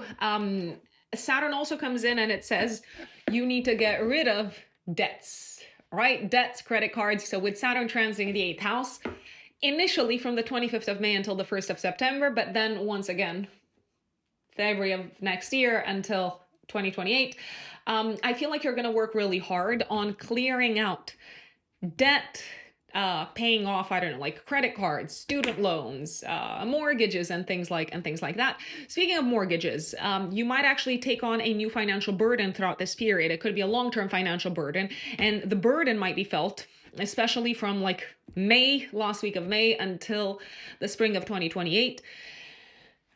Why is it going to feel like a burden? Because it feels like you have to be very disciplined with budgeting, resources, where your resources are headed, where they're going financially, and also maybe it may feel like you have to collaborate with someone else on this front as well. So maybe if you're in a relationship, you might need to like pool resources together with your partner and be very disciplined and regimented about where the kind of like the money of the couple goes, and like what you spend your money on, and maybe you need to like restrict a bit the money that you spend on pleasure, for instance, because Saturn also rules your fifth house of pleasure.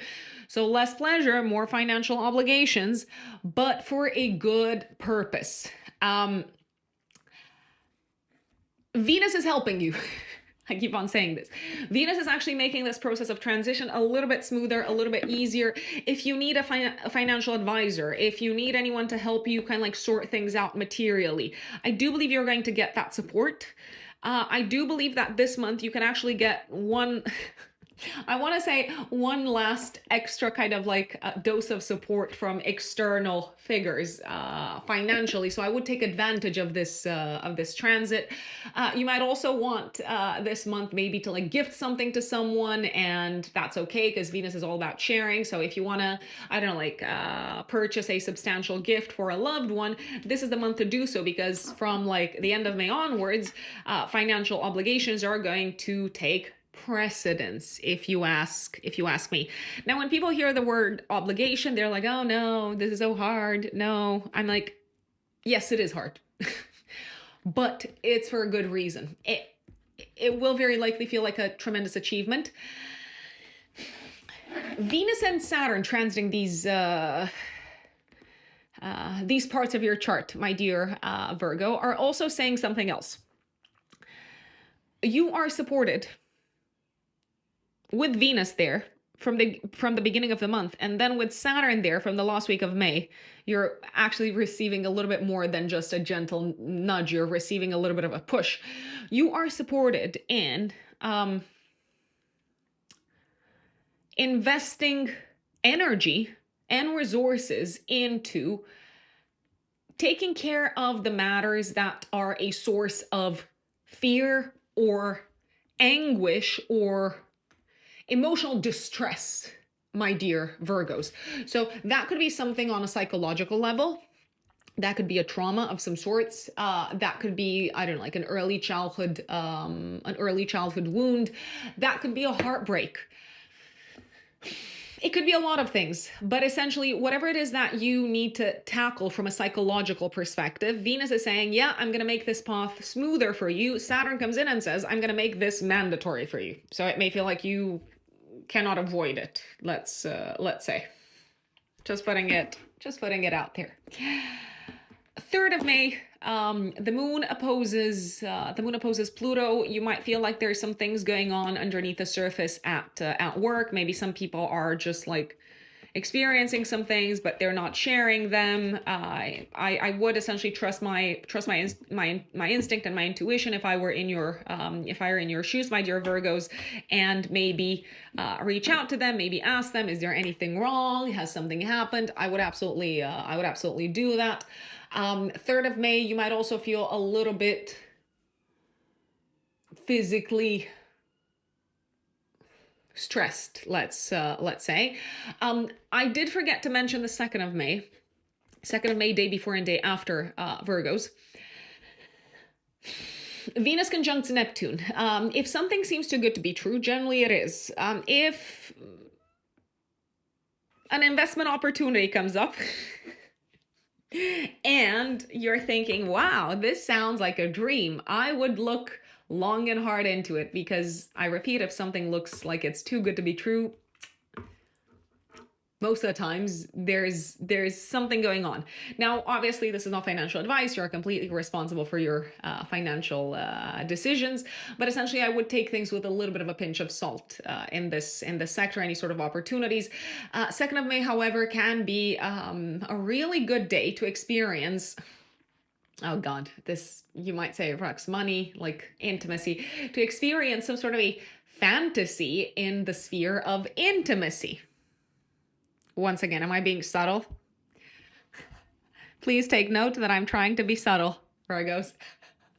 7th of May, Mercury conjunct Chiron. This is a very good day to speak about something that has caused you anguish in the past, and to open up and maybe to even defend your viewpoint in front of someone who has challenged you on this topic in the past.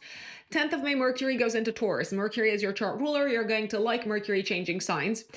Essentially, from the 10th of May until the 26th, you might be thinking a lot about the meaning of life. You might be thinking a lot about traveling. You might even be planning to travel. You might be thinking a lot about your academic path. It is a very good time to reach out to maybe academic institutions, to plan trips, to go out to cultural events, to the theater, for example. Maybe to also reach out to potential collaborators on the professional front that are based abroad or that come from a different cultural background. It's a great time for interviews, I wanna say. So I'm liking this this period. Probably the only exception to interviews would be the 18th of May. Maybe also the day before and the day after. I'm just going to say it. 12th of May, active 3 days before, 3 days after, we have a full moon in Scorpio. It activates your third house, ninth house axis. You might be traveling at this time, or there may be some sort of sudden development coming up that requires you to travel, that requires you to plan a trip. There is also a possibility that something might be coming to a close on the educational front.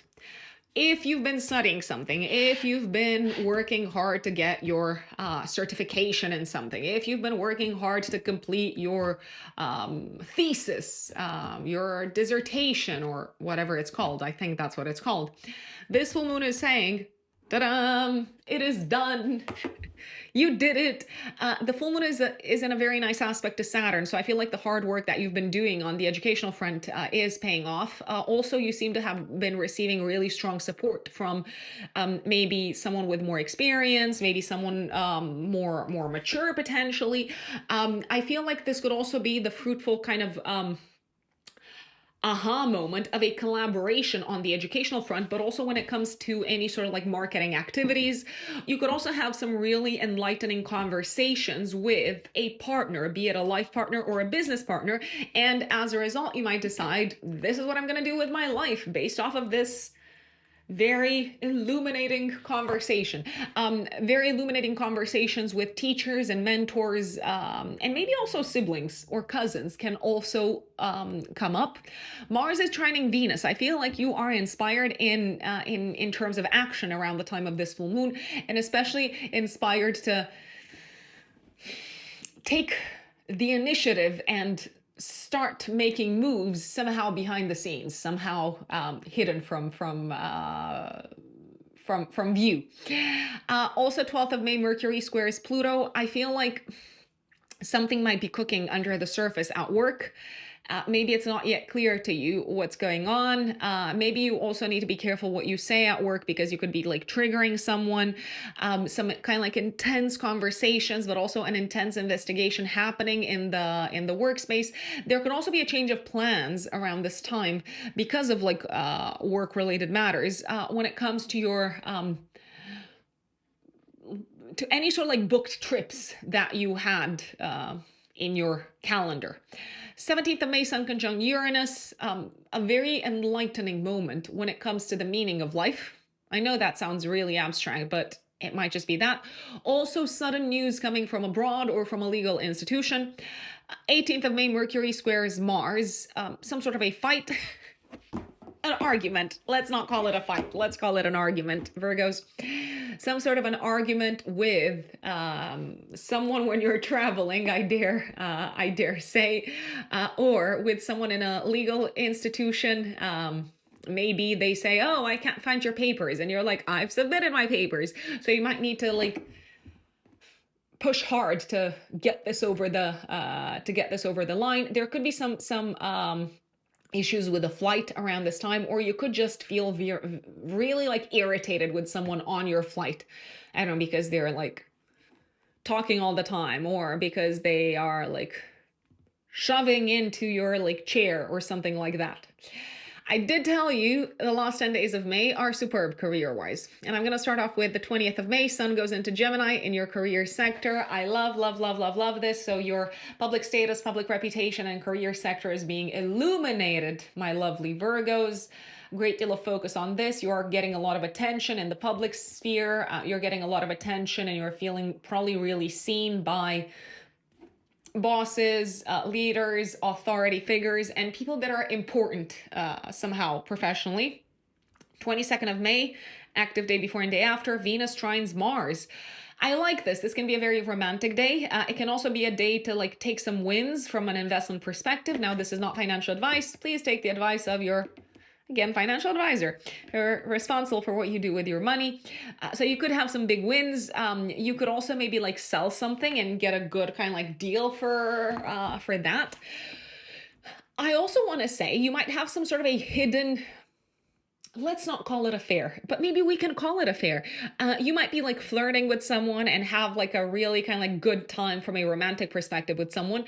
But once again, it feels like this is hidden. It feels like you're like hitting it off with them, but you're not necessarily revealing this to the outside world. You could also be very inspired creatively by some sort of a crisis from your life and feel like if you create something by tapping into the energy of that experience, it's a very, very healing process. This is a very healing aspect, I want to say. It's somehow kind of like energizing your life, and it's making you kind of like overcome emotional blockages.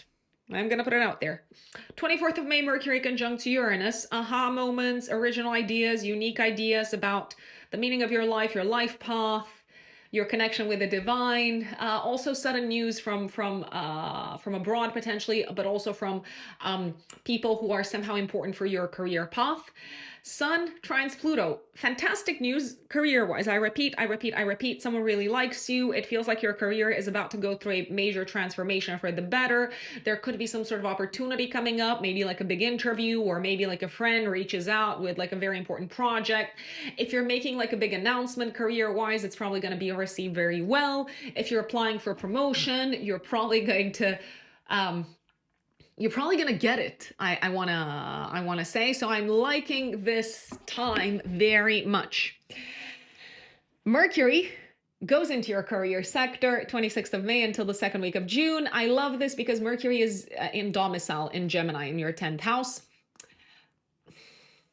Speak up, share your thoughts, share your views, share your knowledge, share your opinions, share the facts. Score all the points that you can score throughout this period, Virgos, professionally, because it is a superb time, and it is a time for advancement professionally. It's also a time for advancement from a reputation perspective. And it also feels like you can have some like really good life-defining, I know that sounds really intense, but I am going to stand by why I say, by what I've been saying. You can have some like really life-altering and life-defining conversations in the professional sphere throughout this period. New opportunity, career-wise, 27th of May, active 3 days before, 3 days after. I love this. Some doors opening up for you to like change your career trajectory, to either step up or go into a new sector, or rise up the ranks, or like start working with like a new community, with a new group of people. You're probably going to learn new things. If you've been looking for a new job, if you've been looking to make a career shift, this is it. I feel like I need to say this. Go for it. Don't overthink it, Virgos. This is looking very good. And 30th of May, Sun conjuncts Mercury, a great day to sign contracts, a great day to say yes to a new job, a great day to make a presentation in the professional space, a great day to present your thoughts, findings, opinions, and messages to the world, regardless of whether this is connected with your job or not. Very illuminating day when it comes to your vocation, your contribution to society. And I feel like your mind and your ideas and your way of thinking are totally on fire in the best of ways. So I feel like the world needs to know all of this. And that is Virgo for May. My dear Libras, Libra suns and Libra risings. May of 2025. What's going on, Libras? So I have to give a shout out to Venus. Venus is direct. It's transiting your 7th house of relationships the entire month. So I do believe you're going to be very invested in your relationships.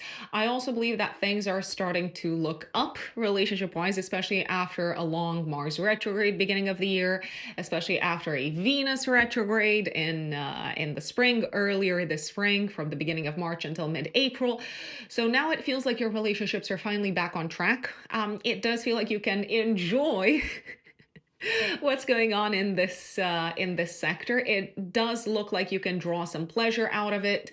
It's a great time for dating if you've been postponing dating, if you're single, or if you've been having a little bit of a harder time in your own committed relationship. It's almost like, I feel like saying this is a great time to fall back in love with your partner. Okay. Do be careful, however. I'm like, do be careful. Venus is going to conjunct Neptune beginning of the month, 2nd of May, active day before and day after. So if you are meeting someone from the very beginning of the month, if you're like dating someone at the beginning of this month and it's a new person, I would be quite careful because you may fall prey to a little bit of an illusion. So that doesn't mean that this person is trying to lie to you or is trying to hide anything from you, although they might present a different kind of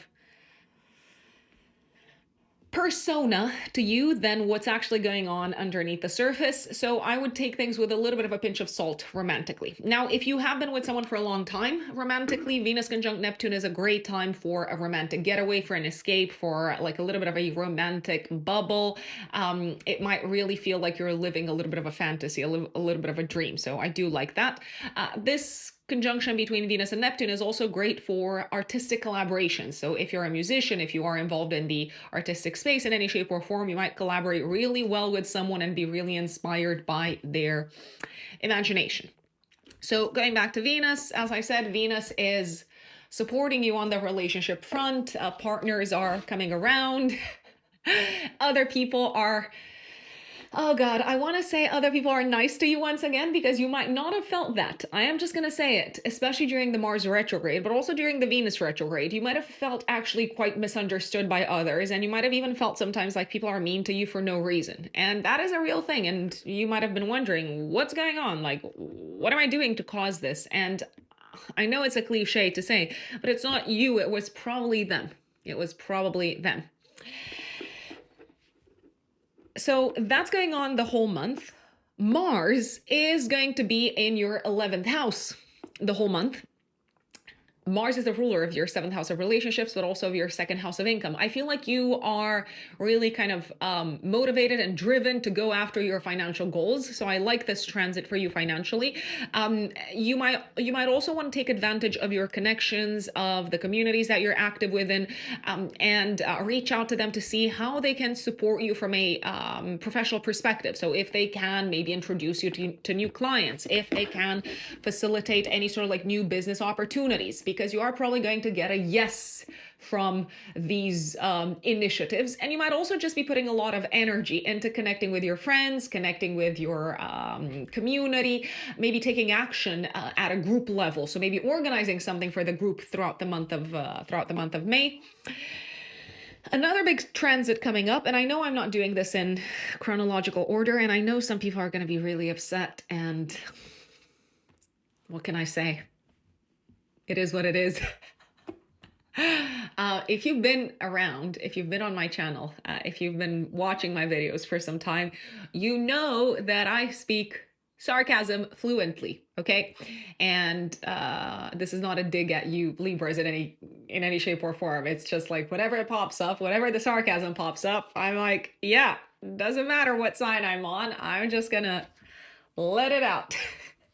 So I'm going to go to another very important transit, Saturn going into Aries, 25th of May until the 1st of September. And then Saturn's going to come back into Aries from next year, mid-February of 2026 until 2028. Essentially, Saturn, planet of hard work, duty, responsibility, commitment, but also challenges, tests, obstacles, is entering your relationship sector. Now, Saturn rules your 4th house and your 5th house. So what does that mean? For some people, Saturn entering the 7th house of relationships might mean that you are starting to work together with a partner on a home-related project.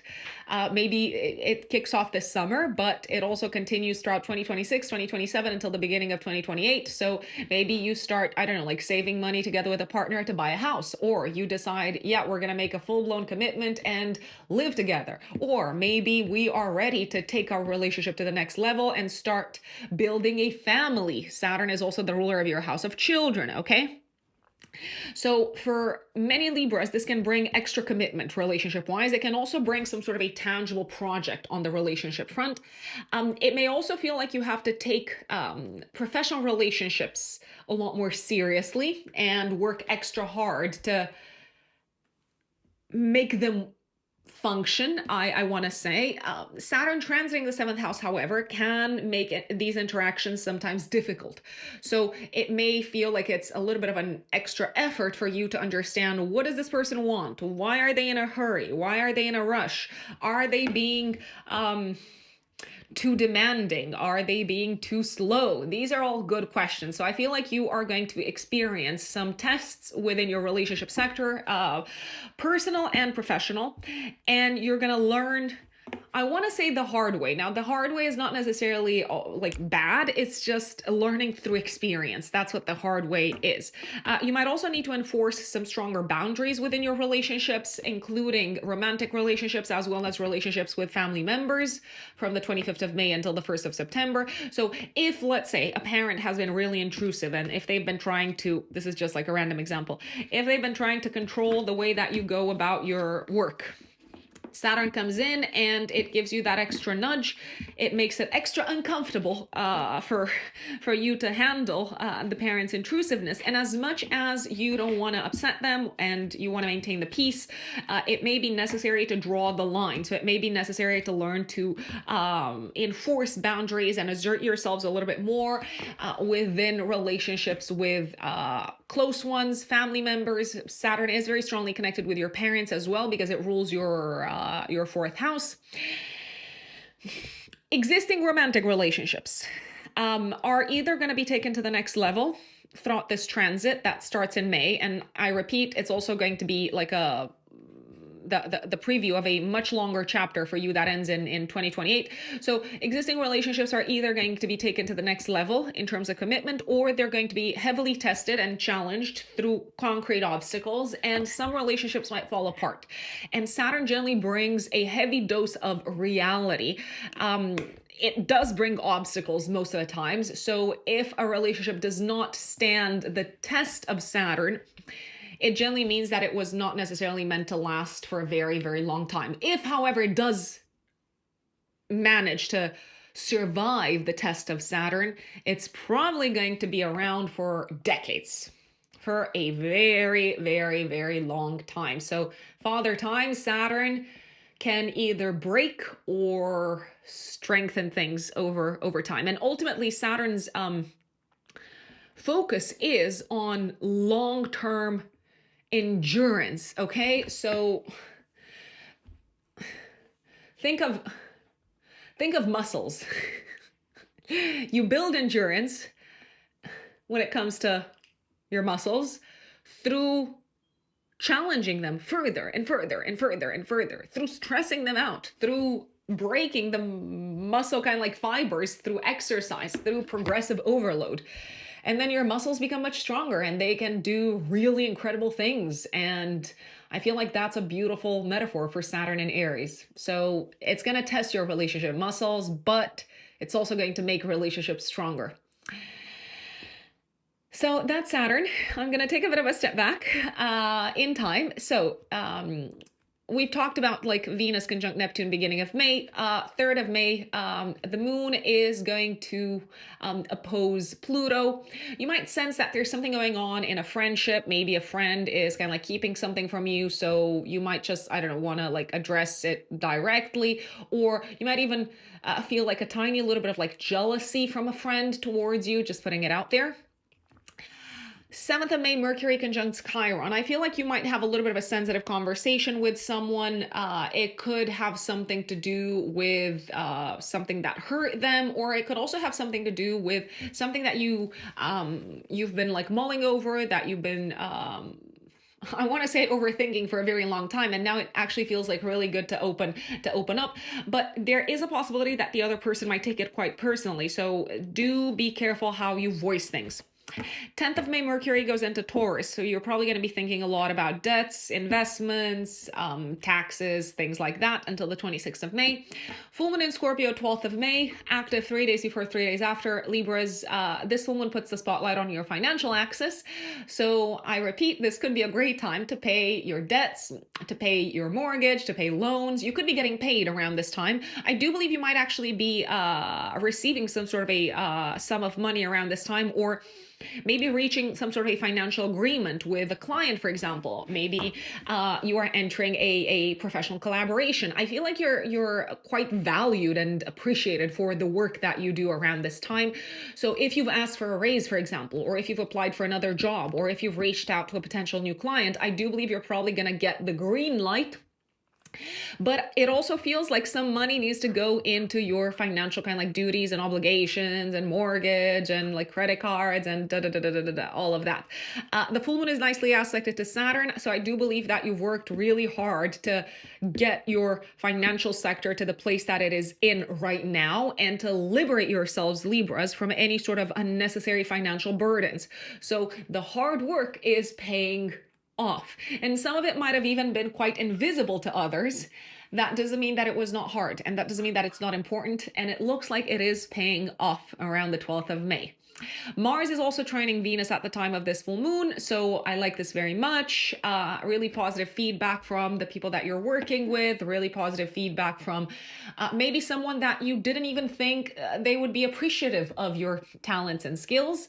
Mercury, however, is squaring Pluto, so on the day of the full moon, it may feel like there's something going on under the surface, underneath the surface, when it comes to the relationship with your child or with a romantic partner. Maybe it feels like they're not saying something to you, or maybe they're hiding something from you, or maybe you discover some sort of a secret and you feel like, oh my God, like, why was I not aware of this?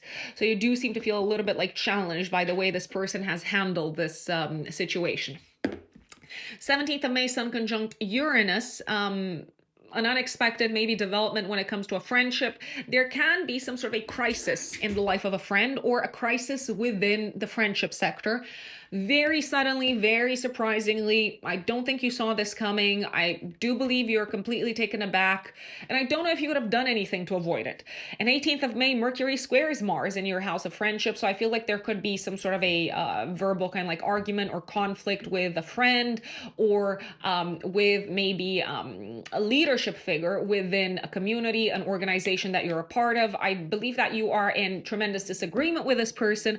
I also don't believe that you kind of like pushing your, like trying to like push your point is going to make them see things your way. I feel like they might come around. So I do believe it's important to be strategic around this time. So I feel like they might come around and see things a little bit more from your perspective around the 22nd of May. So if you want to still be friends with this person, or if you want to still collaborate with this community or organization, I would maybe just give it time and maybe check in with them around the 22nd of May. 20th of May, Sun goes into Gemini in your 9th house. So your travel sector is going to be illuminated for the next month. I do believe you can actually like plan some traveling. And you also seem to be very inspired by the conversations that you're having, maybe by people that you interact with, and that kind of get you thinking about the meaning of life and about your connection with the divine. And there could also be some really positive experiences that you're having when it comes to your academic path, and maybe when it comes to like sharing your wisdom with the world, Libras. 22nd of May, probably one of the best days of the month. It's a Venus trine Mars kind of day. It's also going to be active day before and day after the energy. What do I like about this time? So I like Venus trine Mars in all sorts of ways, but I especially like this energy for dates, romantic activities that involve maybe connecting with friends, connecting with like-minded individuals, going to a party, for example. I like this energy when it comes to making plans for the future with a romantic partner. I like this energy when it comes to creative collaborations. You do seem to be very kind of like inspired and energized by the people that you hang out with. It can be a very active time. It's a great time for like fun. Oh God, I'm full of cliches. Fun in the sun. If you can get some fun in the sun around the 22nd of May, I think that will be a great day. What is wrong with me? Why am I rhyming? Okay, moving on. I mean, whenever I talk about Mars in Leo, I feel like the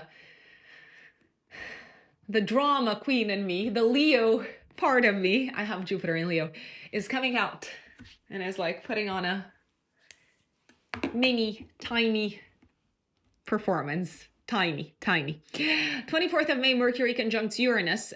You might have a little bit of an aha moment when it comes to a matter that caused crisis in your life, or a matter that needs to undergo some sort of a transformation. There could also be some sort of an unexpected expense that you need to deal with.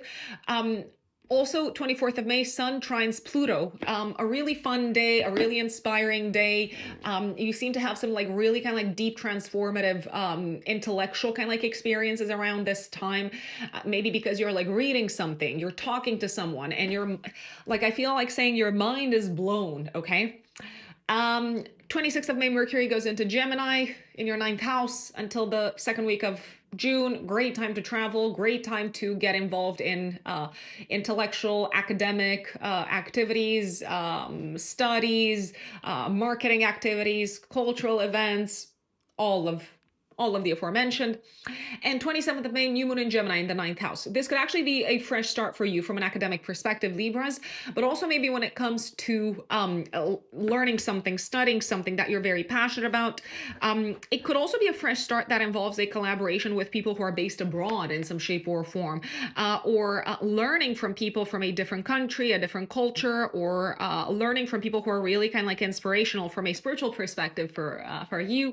I also feel like saying that your relationship with the divine is undergoing a tremendous kind of like transformation, and you're having some major aha moments, and whatever it is that you're realizing, it's making you very happy. And it's also determining you to look at your passions and hobbies and your romantic life through a different lens, a lens that feels a lot more empowering. This new moon can also bring a new partnership to your attention, especially on the professional side, that might involve like traveling, or having to like learn like learn about like the customs and like the traditions and the culture of a different country potentially. And Sun conjunct Mercury on the 30th of May, great day for traveling, signing contracts, signing deals, interviews, publishing a book, reaching out to a publisher, going to the theater, going to the museum, attending cultural events, sharing your knowledge with the world, starting a marketing campaign. All of that is looking very good, Libras. Scorpios, Scorpio suns and Scorpio risings. May of 2025. What on earth is going on in May, Scorpios? There's a lot of good stuff, and there's also some challenging things coming up. You know, life is going on. So let me start off with some of the most important transits of the month. And I do want to apologize in advance if it is frustrating to you that I'm not necessarily going always in chronological order. Sometimes I'm going in the order of importance, let's say. So for the entirety of the month, Venus is going to be transiting your 6th house of day-to-day work and health. This is very helpful from a variety of standpoints. It's making work a lot more pleasant. It's making work a lot more enjoyable. It's making professional collaborations very enjoyable. If you're looking for a job, it is likely to attract a job towards you. It is likely to improve relationships with colleagues, clients, but also health practitioners. From a health perspective, this is actually considered to be quite a supportive transit. So if you've been experiencing any issues health-wise, Venus comes in, and Venus is considered to be a normalizing influence. Now, this is not medical advice, so please take it as entertainment only, and please listen to the advice of your doctor always, Scorpios. So there can be a lot of benefits from Venus transiting this part of your chart. If you've been meaning to reach out to someone for a professional collaboration, I would recommend taking advantage of the month of May. And my personal favorite is in this direction, either the full moon around the 12th of May, in terms of like reaching out to someone for a professional collaboration, or the 22nd of May. The 22nd of May, give or take a day before and a day after. And I repeat, if you're looking to get a job, this is a great month to interview.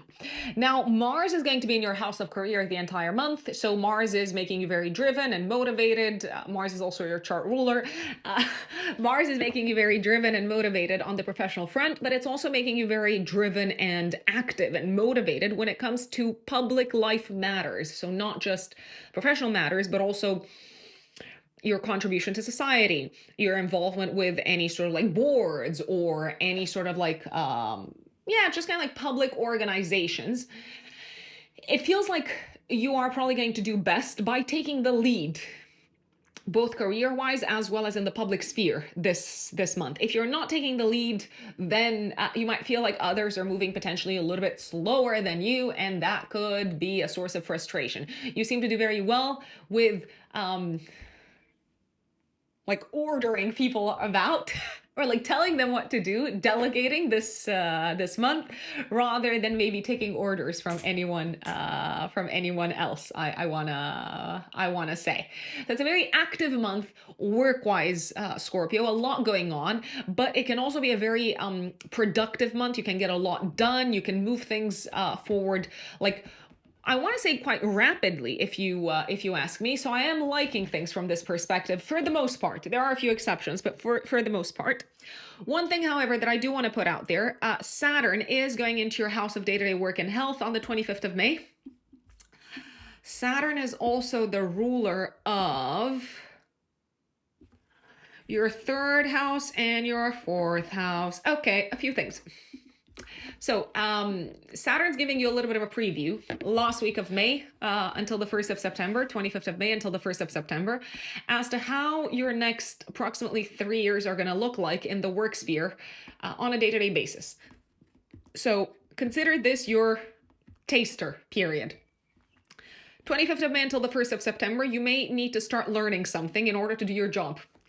It may feel like this is a little bit of an effort. It may feel like you need to step out of your comfort zone. You might initially be a little bit tested. It might also feel like you have to learn to communicate in a new way, maybe in a bit more of a forceful way, maybe in a little bit more of a direct way. It might also feel like you have to learn on a day-to-day basis at work to take faster decisions, to take responsibility for the decision-making process. And Saturn comes in and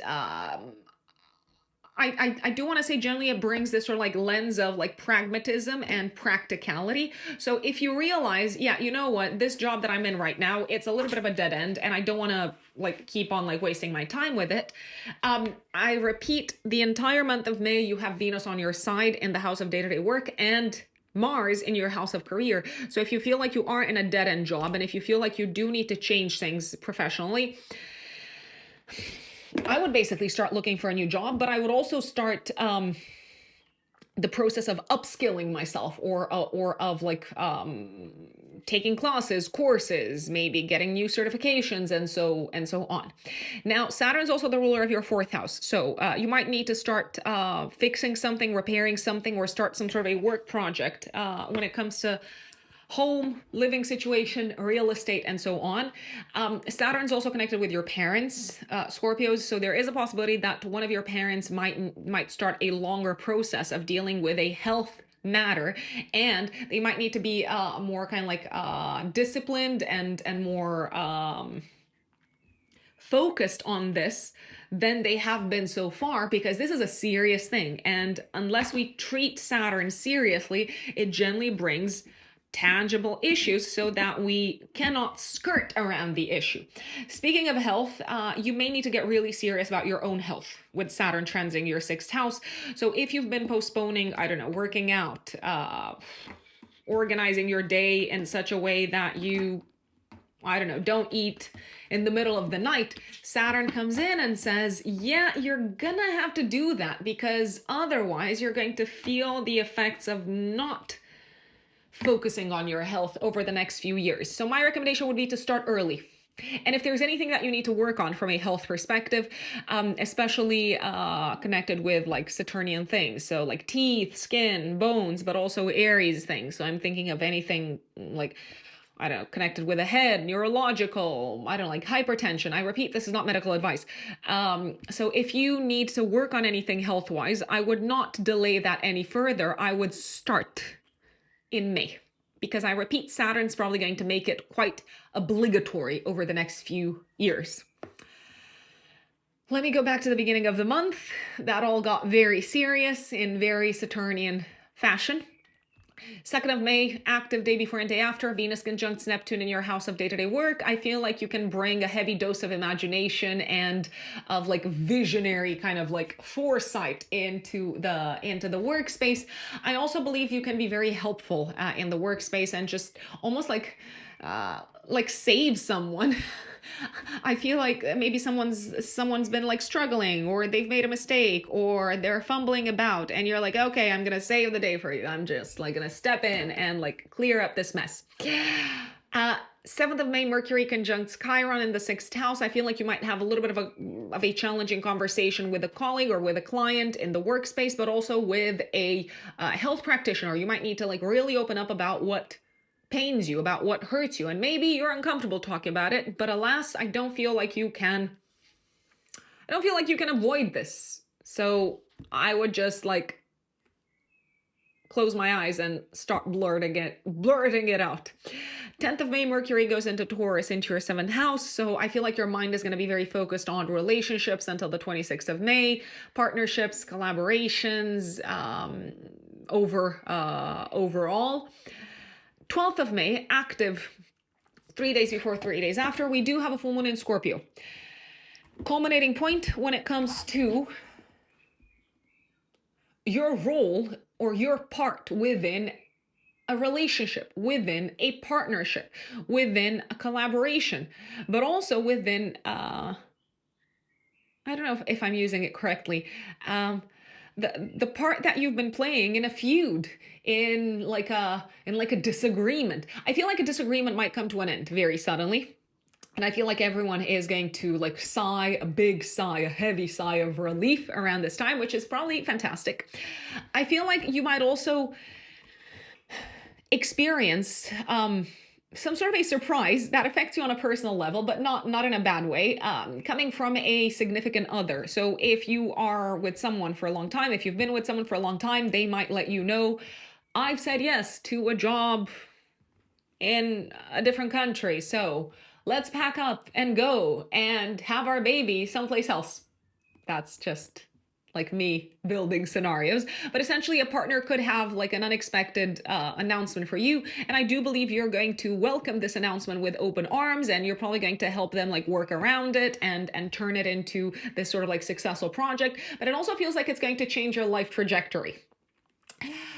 You might also experience a sense of like success and completion when it comes to working on yourselves, Scorpios. So you may feel like you have overcome some sort of like blocks or issues when it comes to a romantic kind of matter in your life, when it comes to maybe like self-love, when it comes to maybe like valuing yourselves, Scorpios, or maybe when it comes to like fully opening up within a romantic setup.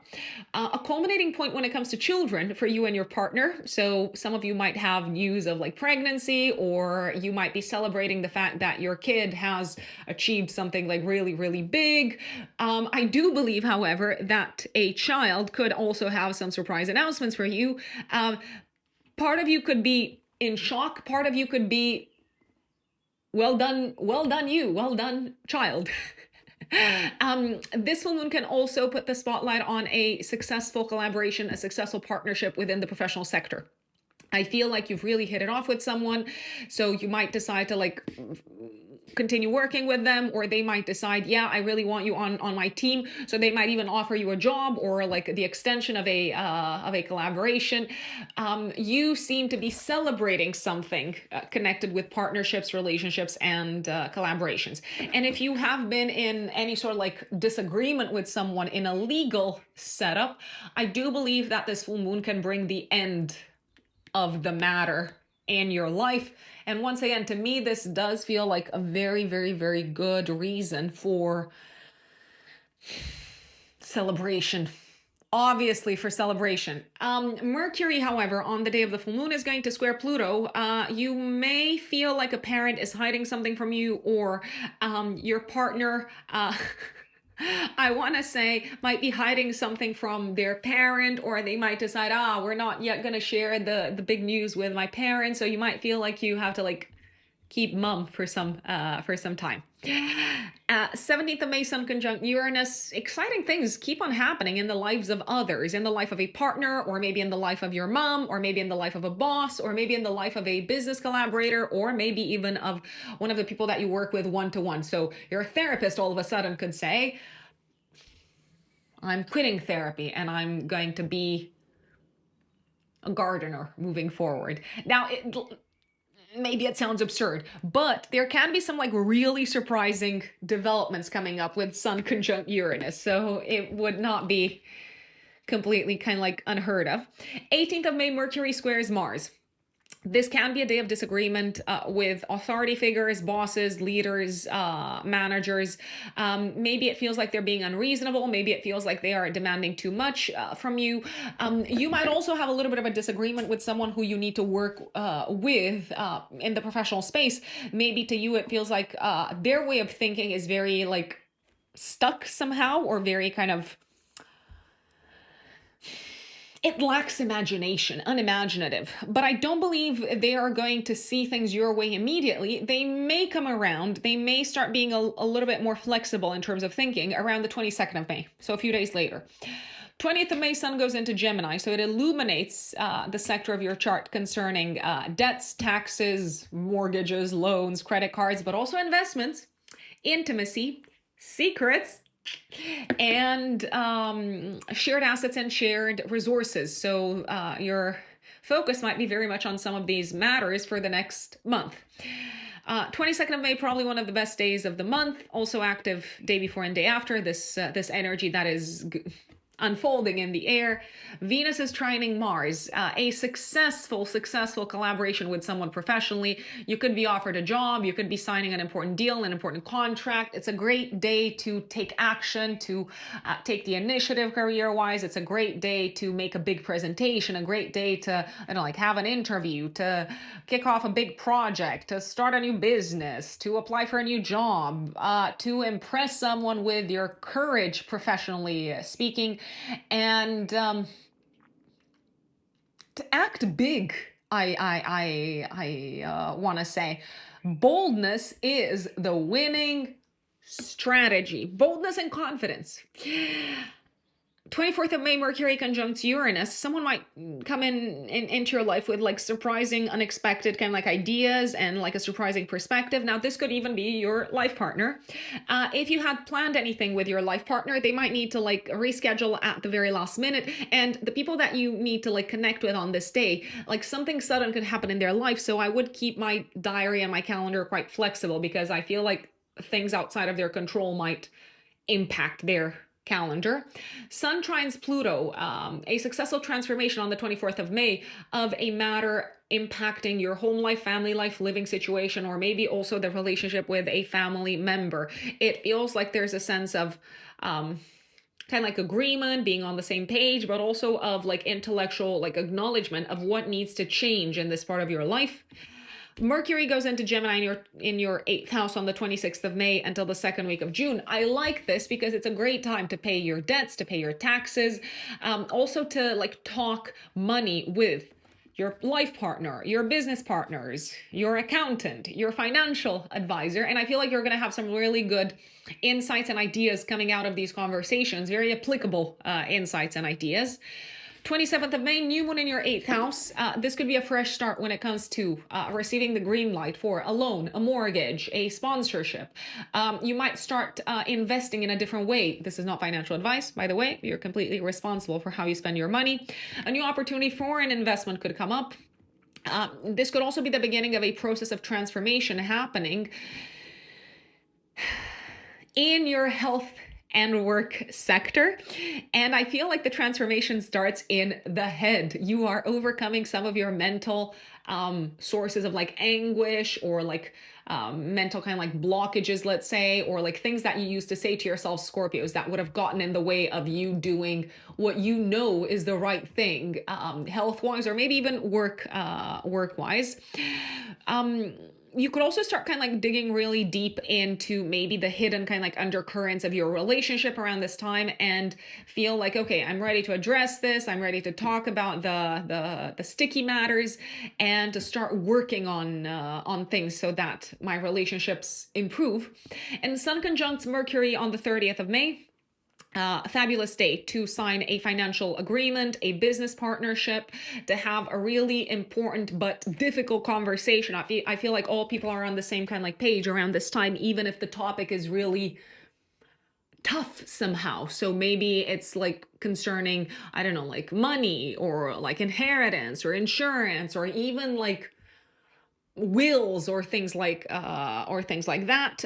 It's also a very, very good day to talk about intimacy, and potentially also to talk about how maybe your past, your roots, and your relationship with your parents have impacted your views, your I want to say even your career aspirations. And I feel like out of these conversations, you can have some really powerful revelations about what needs to shift, what needs to change, especially in terms of like thinking and mentality. If you're looking to secure a buyer for anything, this is a great day. If you're looking to sell anything, this is also a very, very good day. It's a great day to do in-depth kind of like research and investigation, and find the right kind of like papers, and find the right I want to say legal or financial advisor. So I'm liking this day from a variety of standpoints, Scorpios. That is your May horoscope. My dear Sagittarius, Sagittarius suns and Sagittarius risings, May of 2025. What does it have in store for you, Sagittarians? Well, there's going to be some fun times. There are going to be some surprising times coming up. So let's start with a very, very, very beginning. Venus is going to be transiting your fifth house, Sagittarians. I'm especially talking here to Sagittarius risings. So Venus is going to be transiting Aries the entire month. Now, this is good if, I mean, it's great if you are planning to have fun, to throw parties, to maybe attend any sort of like entertaining events. This transit is also very supportive when it comes to creative activities. So you might actually feel like your creative juices are flowing quite easily. You might feel very motivated, very driven to spend time doing the things that feel fun, that feel entertaining to you. Venus is also an attractive force, so it might attract the entertainment to you. Venus transiting the fifth house is also very supportive when it comes to romantic activities. So if you are planning to go out on dates, if you're thinking, you know what, I should take my significant other out on a date, or maybe I should I don't know, take them on a hike, or do something physically active together. Once again, Venus is saying, yes, it's going to be good for both of you. Let's put it this way. Venus in Aries is a tiny little bit competitive. So if you are, I don't know, planning to do something like sporty or physically engaging, that would be a fantastic use of this energy. A word of caution. Whilst I do like this transit for the most part for you Sagittarians, I'm not necessarily a massive fan of the 2nd of May, maybe also the day before and the day after, when Venus is conjuncting Neptune in your 5th house. Now, this can be a great energy if you are engaged in artistic creative activities. So if you're writing music, for instance, if you're creating content, for instance, this is great. However, if you're going out on a first date, for example, on the 2nd of May, not necessarily the best energy, because you may not necessarily see the other person for who they actually are. You might end up, I don't know, like idealizing them, or there is a possibility that they might not present themselves as exactly who they are. So Neptune can bring a tiny little bit of a blurry energy. So do be careful, do be cautious with that. Venus coming together with Neptune is also very supportive of you doing something selflessly for someone else, especially someone that you love. So again, there are ways to use this energy, but especially when it comes to romantic plans, take things with a little bit of a pinch of salt. That's just my recommendation. Mars, the entire month, is going to be transiting your 9th house in Leo, so you may feel very driven and very motivated by, let's say, the opportunities that life is going to present you with, to stand up and to defend whatever it is that you believe in. So you might be quite engaged this month in, I want to say, even speaking up and pushing against what other people are saying. If you feel like this is somehow kind of attacking your worldview, your belief system, your life philosophy, you might also feel very driven and motivated to maybe take part in activities that have a cultural side to them. So I don't know, going to museums or going to the theater or something of that nature. And you might also be very excited to travel and to plan things on the travel front, especially when it comes to long distance traveling. Now I am going to go a little bit back in time. So these are some of the two of the most important transits of the month. So 2nd of May, I did mention Venus conjuncting Neptune. 4th of May, Pluto is going to go retrograde in your 3rd house in Aquarius. So you may, over the next few months, do a little bit of like reflecting on how maybe your views have changed. I want to say as of last autumn, as of the autumn of 2024 in the Northern Hemisphere. You might also feel like it's time to integrate some of the things that you've been learning as of 2024, especially since Pluto went into Aquarius to like stay there for good in 2024. 7th of May, Mercury conjuncts Chiron. Now, this is an interesting energy because on the one hand, it could be it could bring up a very kind of like healing conversation or kind of like topic to discuss with someone that you love. And it could be your significant other. It could be a child. It could also be, let's see what else Mercury rules for you. An important conversation maybe with a parent, especially with your mom. And I repeat, it could be very, very healing. On the other hand, there is a possibility that someone, either your child or your mom or maybe your spouse, there is a possibility that someone might bring up something that hurts them, something that makes them feel not special enough, not good enough, not lovable enough. And the way that they deliver this message might not necessarily be the most harmonious. So if you feel like someone is bringing up this kind of topic to your attention, I would kind of like handle it with a great deal of care, because even if it feels like they're angry with you, they might not necessarily be angry with you. They might be kind of like angry about a situation or about not feeling, as I said, good enough or lovable enough. 10th of May, Mercury goes into Taurus in your 6th house of day-to-day work, of health, of habits, of your daily routine and schedules. So your mind is going to be very focused on all of the aforementioned. And 12th of May, active 3 days before, 3 days after, we have a full moon in Scorpio activating your 12th house, 6th house axis, which is the axis of work and service, as well as of health, physical and mental.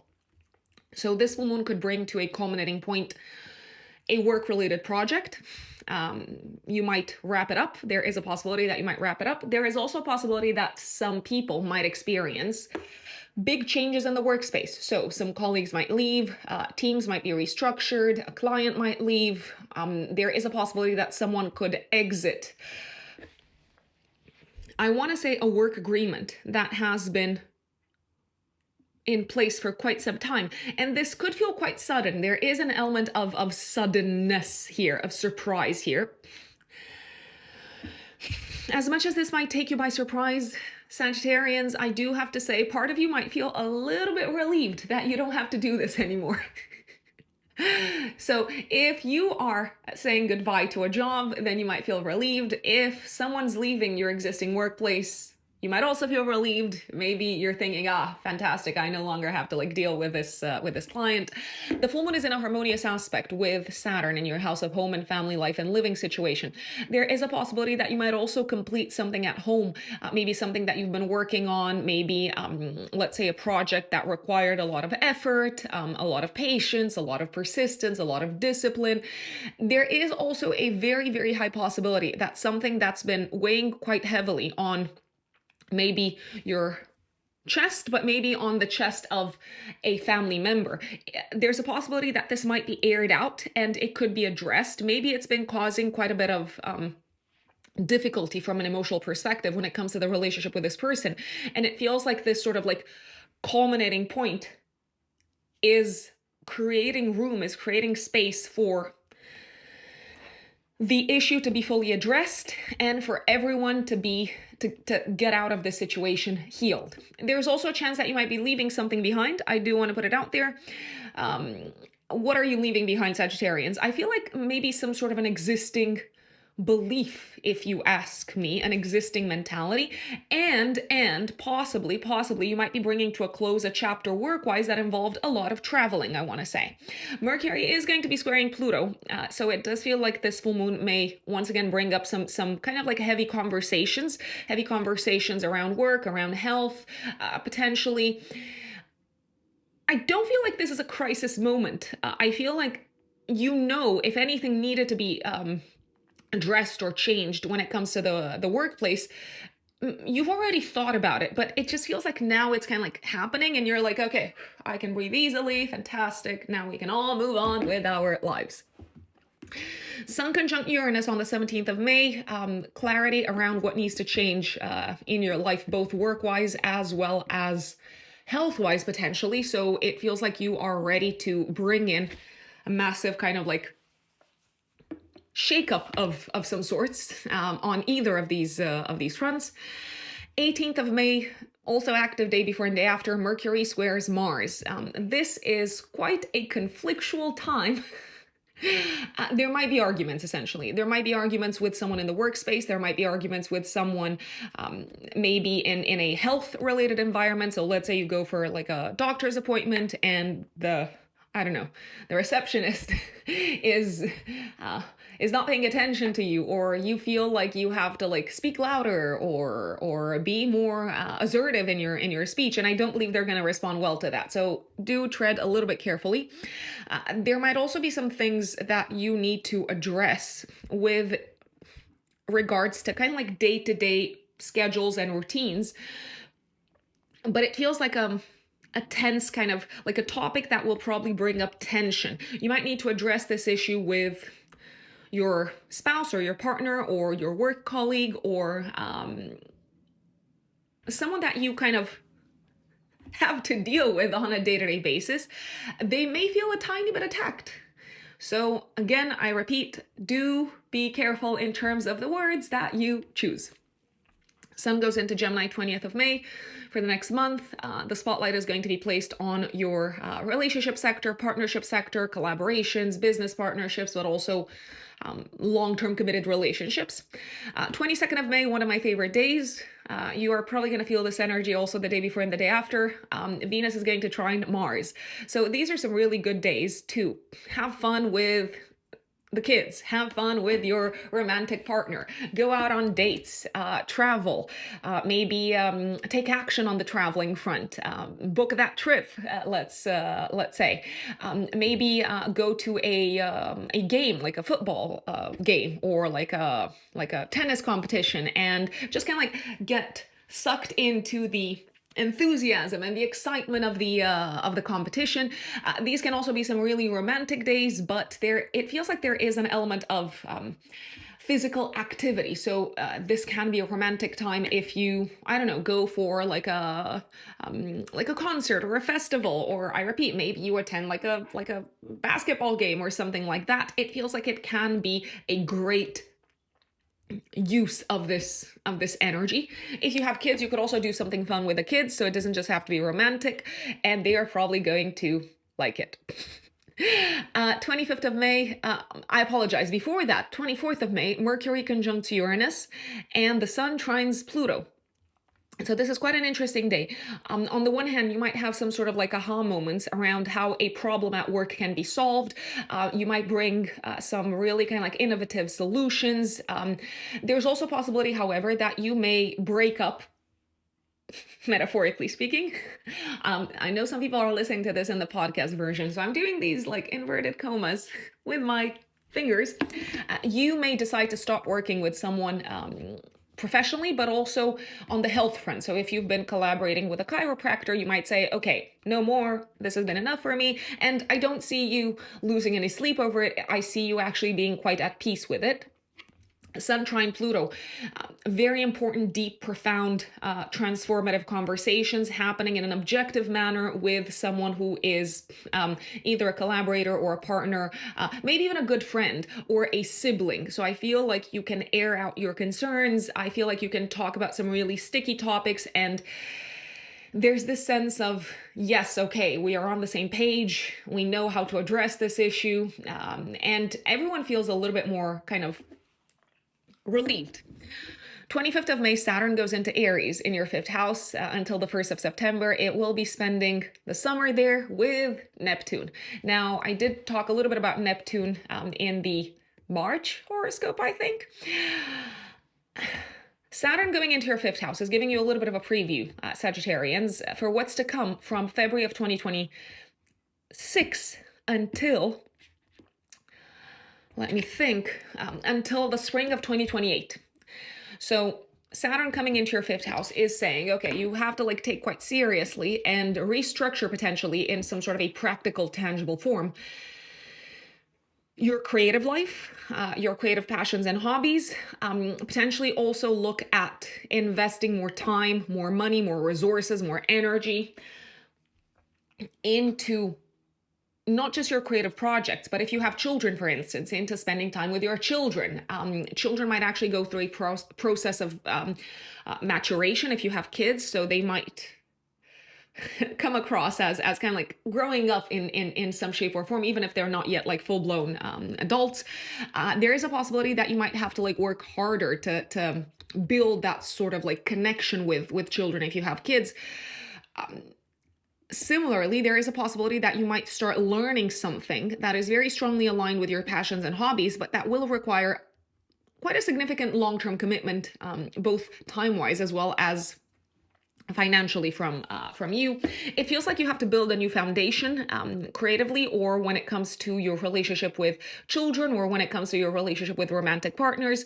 Neptune being there does throw a little bit of like fog and confusion into the mix. It feels like you have to be both pragmatic as well as very kind of like tolerant and accepting at the same time, and accepting of the fact that you don't have everything figured out.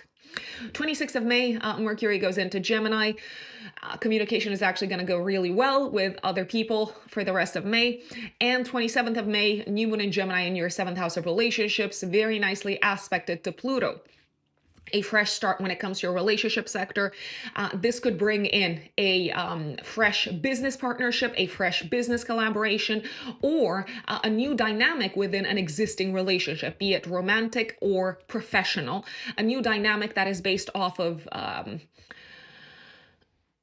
more transparency that is based off of addressing maybe issues that have caused problems and challenges in the past, a new dynamic based off of a more open communication.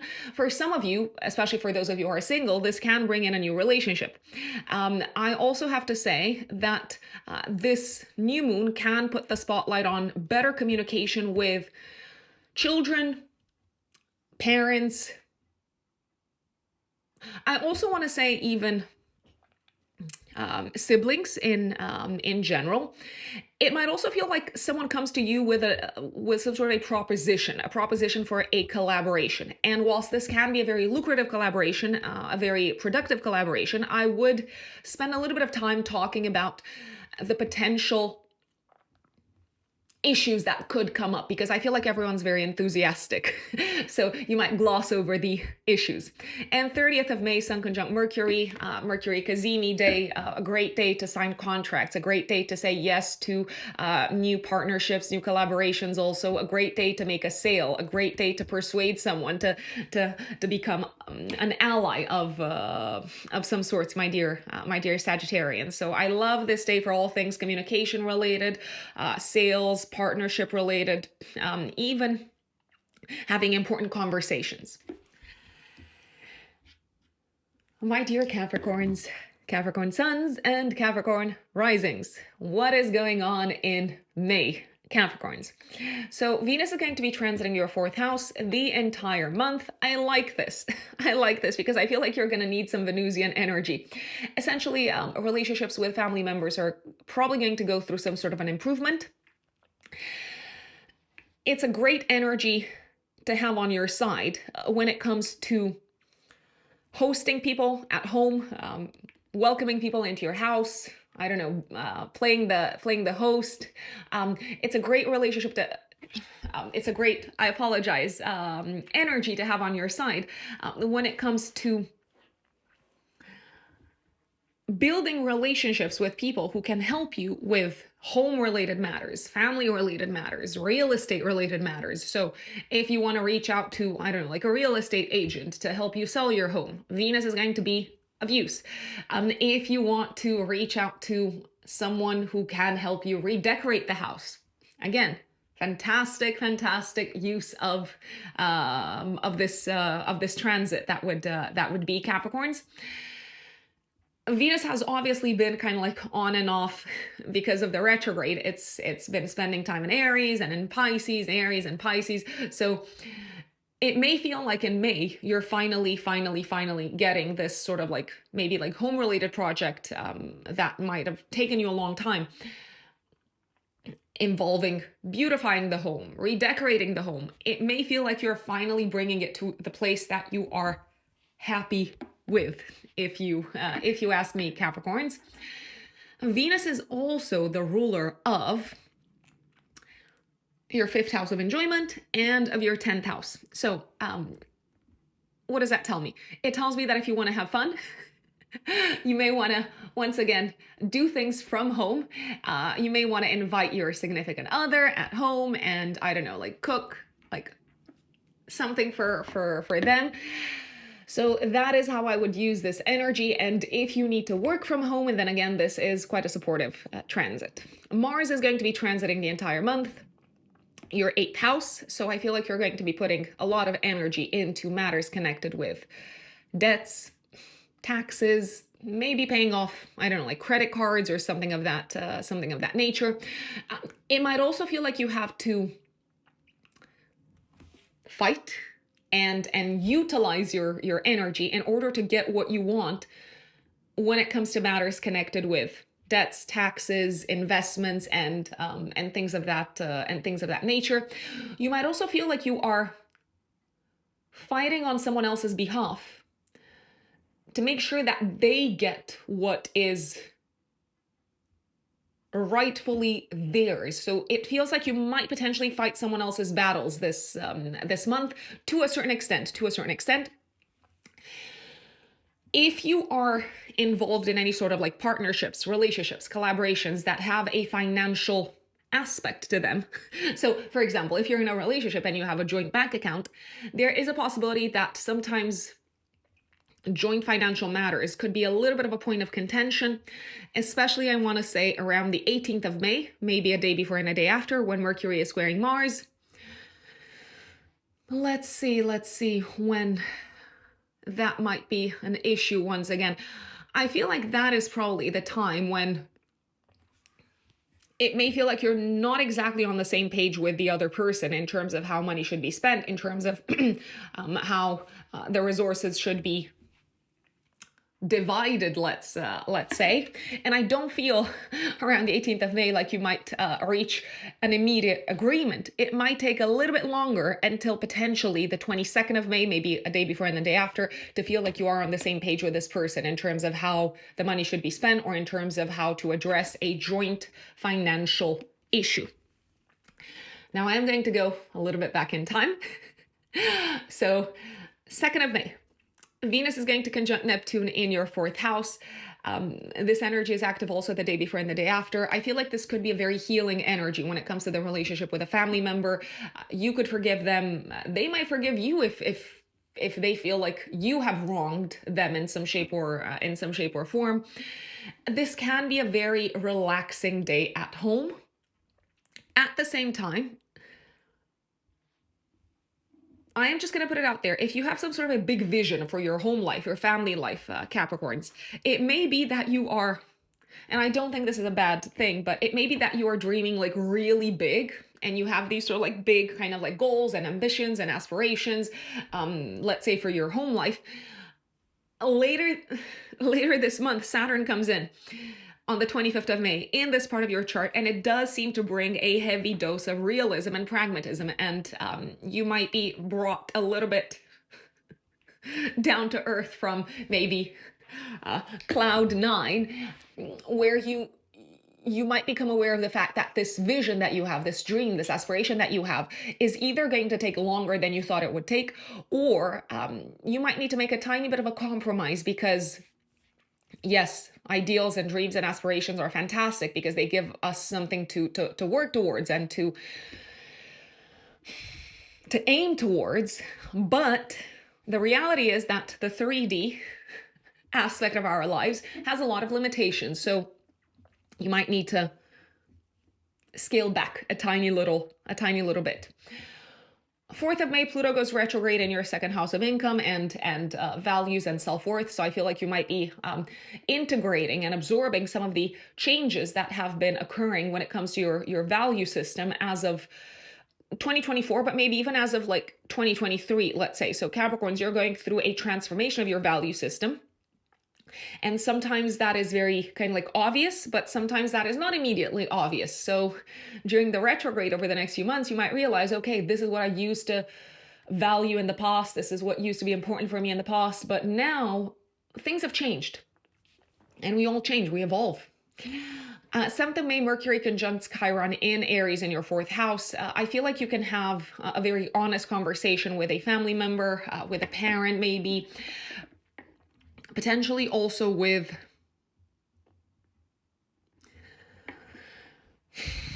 maybe someone from work, I wanna say, so like a colleague, or someone who you've been working with in some shape or form, and you could have like a very, very direct, blunt interaction where you open up about what's been hurting you, where you open up about something that's been making you angry, where you open up about something that's been causing maybe quite a bit of anxiety, let's say, Capricorns. The other way around is also quite likely. So a family member or maybe a work colleague might be sharing with you, this is what's been going on in my private life. This is making me really angry. This is making me feel really frustrated.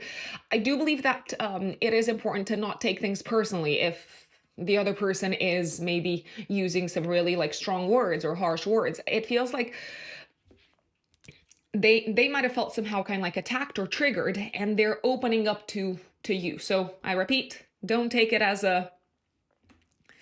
as an attack towards you, Capricorns. 10th of May, Mercury goes into Taurus in your 5th house. I feel like fun and enjoyment and relaxation and entertainment and maybe children and love are going to be on your mind quite a lot. 12th of May, active 3 days before, 3 days after, we have a full moon in Scorpio. A very beautiful full moon. I mean, let me qualify that. So this full moon can bring some sort of a celebration to your doorstep, my dear Capricorns. Maybe an invitation to a party, maybe an invitation to an event, very last minute, very suddenly, very unexpectedly. Maybe an unexpected opportunity to celebrate something that's happening in your romantic life, or maybe in regards to children. If you have children, your child might have like a big win of some sorts. You do seem to be surprised, I repeat. There's also a possibility that maybe a friend has some big news to share with you. And again, even if you did not see this coming, it's like, wow, I'm so happy for you. Let's go out. Let's have some fun. So it is quite a fun full moon for you, Capricorns. I also feel like you could be wrapping up an important creative project, maybe something that you've worked really hard towards, something that required a lot of concentration, but also a lot of emotional resilience, and you are 100% entitled to let off some steam. I feel like you are probably going to want to spend time with friends. You might want to spend time with your community. It could be that you are celebrating something together with a group of friends, with a community. Maybe someone within that community is also kind of like saying goodbye because they're moving on to like different pastures, new pastures, but it doesn't feel sad. It feels, like I said, like the energy is quite uplifting. Mars, the ruler of the full moon, is in Leo in the 8th house. I feel like you are overcoming some sort of a crisis, or you're overcoming maybe a chapter in your life that was filled with some sort of anguish, I wanna say, and that required you to be very focused and driven and confident, even in the face of maybe quite significant opposition. Mercury is squaring Pluto. I feel like you could go a little bit overboard with the spending, but I mean, if it's a party, what can I say? 17th of May, Sun conjunct Uranus in your 5th house. Once again, unexpected opportunity to have fun, to go out, to party, to celebrate. But also this could be a day when you have some really significant kind of like creative ideas popping up in your head.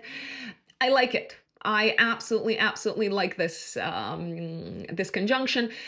There is, however, also a possibility if you had planned something with maybe your children or with a romantic partner that they might change plans at the very last minute because something last minute, you guessed it, has come up. 18th of May, Mercury squares Mars. I did say that there could be a little bit of a disagreement over money, over resources.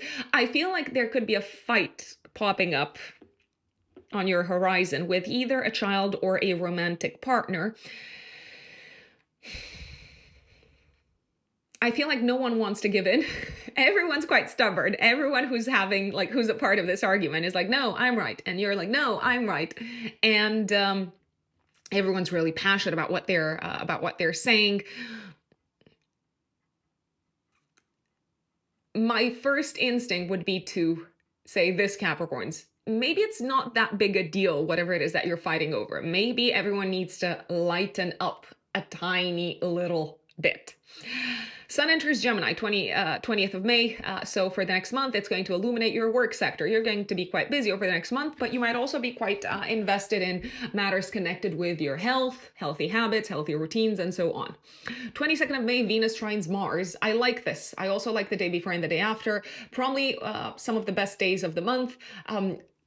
It feels like things are falling very beautifully into place at home. When it comes to your home life, your family life, especially if you've been planning some kind of like big transformations at home, especially if you've been planning to, I don't know, maybe move or relocate or sell the house or renovate the house. Things are beautifully coming together. It's also very romantic energy in the air, but it seems to be connected with kind of like the privacy of the home. So you might have like a really kind of like good time just kind of like getting away from the world with your partner and just spending time, I don't know, indoors and being physically active indoors. Wink, Wink. Again, I know I'm super cringe sometimes, but Venus trine Mars in fire signs. I cannot help but think of sex. So just saying that, just putting that out there. So it's a very kind of like passionate, steamy, entertaining energy. Speaking of entertainment, it is a great time to also host a party at home or to go to someone else's home for a party. 24th of May, Mercury conjunct Uranus. Sudden, unexpected creative ideas popping up in your head. I feel like you are in the mood for something spontaneous, something fun, something spontaneous, something very kind of like last minute. You might also come up with creative ideas in the workspace, and it looks like this could solve some issues in the workspace. So you might come up with a creative solution. There's also a possibility that something really good is happening in the workspace, quite unexpected. So maybe you're called into a very exciting project and you're like, yes, this is right up my street, but I never thought I would be a part of it. So I like this. 24th of May, Sun also trines Pluto. So this is a great day for work. It's a great day for like job interviews. It's a great day to come up with ideas in the workspace that have a transformative kind of like element to them. So if you propose like a major transformation, it's probably going to be received very well. There could also be some good news concerning money and finances. Maybe you're signing a big client or something along those lines. So in any case, beautiful, beautiful energy work-wise. 25th of May, Saturn goes into Aries. It's going to spend time there until the 1st of September. This is just a preview, my dear Capricorns, for Saturn transiting Aries, for this like longer transit that's going to come in full force as of February of next year of 2026 until the spring of 2028. Saturn is your chart ruler, so I feel like you're going to probably start taking on new responsibilities, more responsibilities, and maybe start building something new in your home life and your family life from the 25th of May onwards. You might be taking on new responsibilities connected with the home, connected with the family. There is a possibility that your parents, your family members might need you more. They might need to rely on you more. They might need more support from you financially. That is a possibility. Saturn spending time there with Neptune is saying that you're building a new foundation in your private life, but Neptune is also kind of like bringing a dose of like murkiness in the water, so to speak. So things might not necessarily feel super clear as to what is needed from you in terms of building this novel foundation. You might also potentially take on some sort of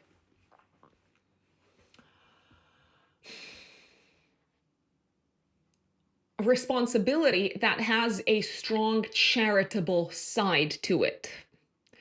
So if someone is suffering at home or in your family kind of sector, you might say, okay, I'm going to take care of them, or I'm going to cover for the expenses needed to look after them. I do, however, want to repeat this. This is just the beginning, Capricorns. So it may be that it's probably going to be a bit of a long-term commitment. So just something to be aware of. 26th of May, Mercury goes into Gemini in your 6th house. Your mind is on fire when it comes to work, when it comes to health-related matters. You are like really persuasive in the workspace. You are highly skilled at kind of like delivering messages, at saying the right thing at the right time. And 27th of May, there is a new moon in your house of day-to-day work, very nicely aspected to Pluto.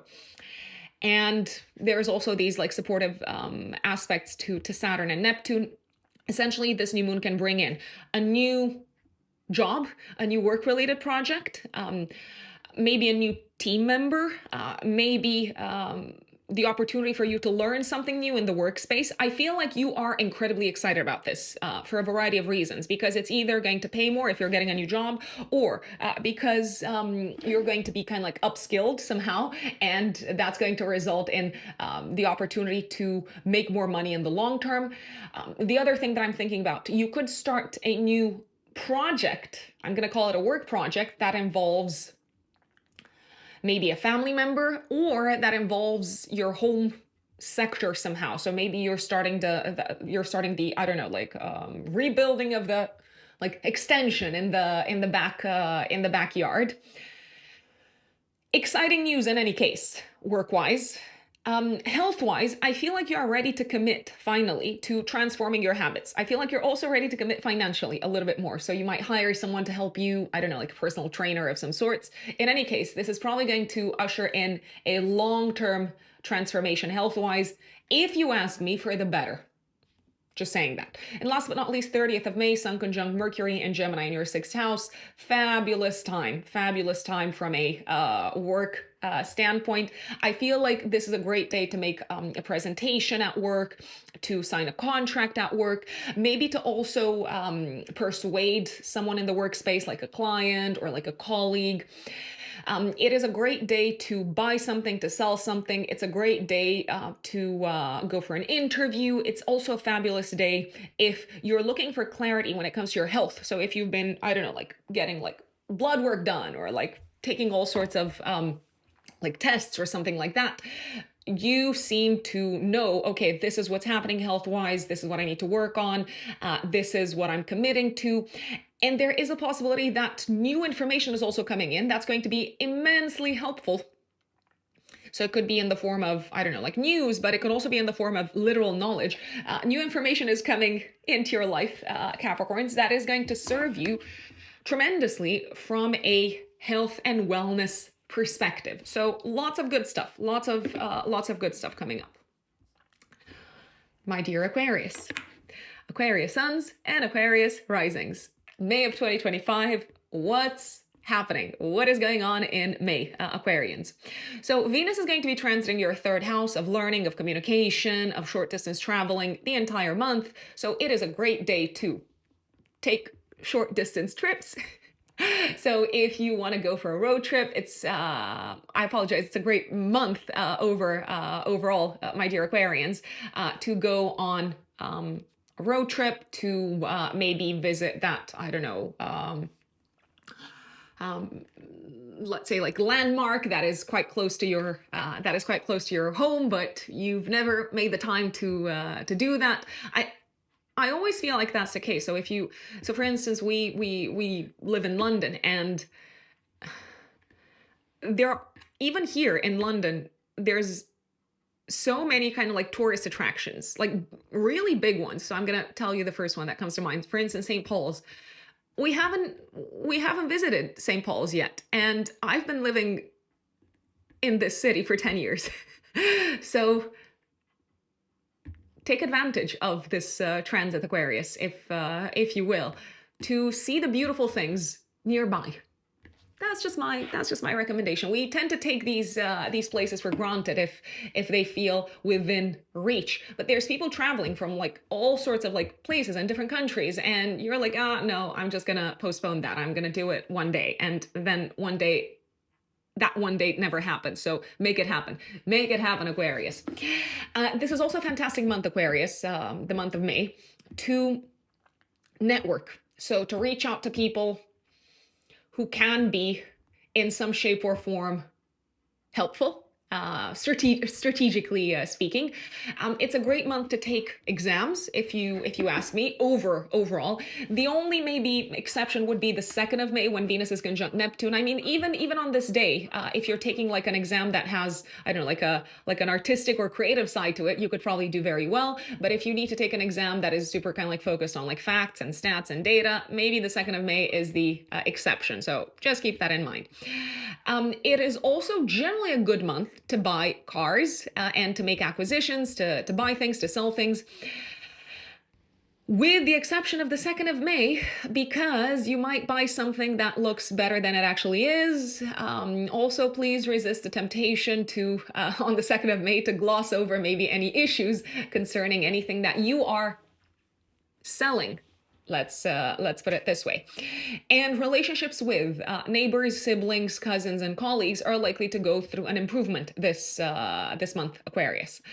Mars is going to be transiting your 7th house of relationships, okay? So you might feel like other people want a lot of things from you. They're like, I want this, I want that, let's do this, let's go there, let's do that. And for the most part, I actually don't believe it's going to bother you. I believe you're going to be quite open to it. You're going to say, okay, let's go, let's do it, let's do this, let's see that, and so on.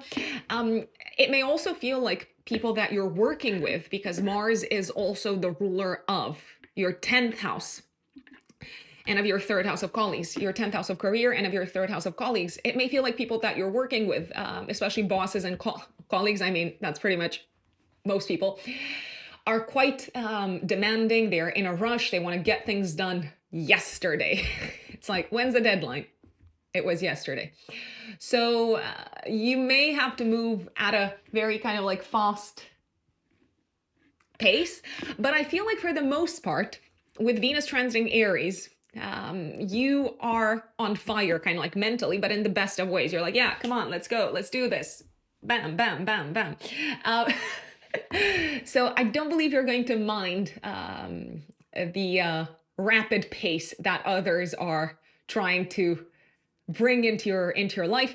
I feel like romantic partners could also be quite demanding in terms of wanting to get your attention this month, wanting you to spend time with them.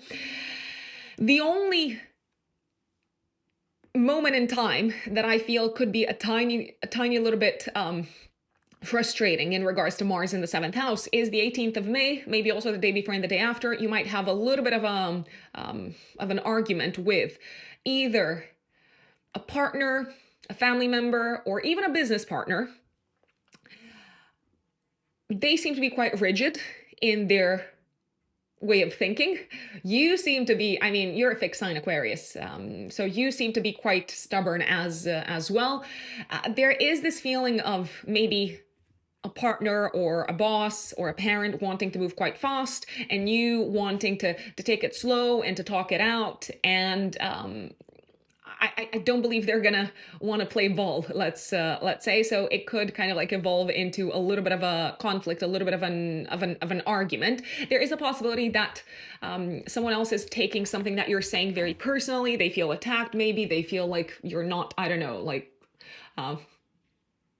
respecting their views and their opinions, even though it was probably not your intention at all to take a stab at them.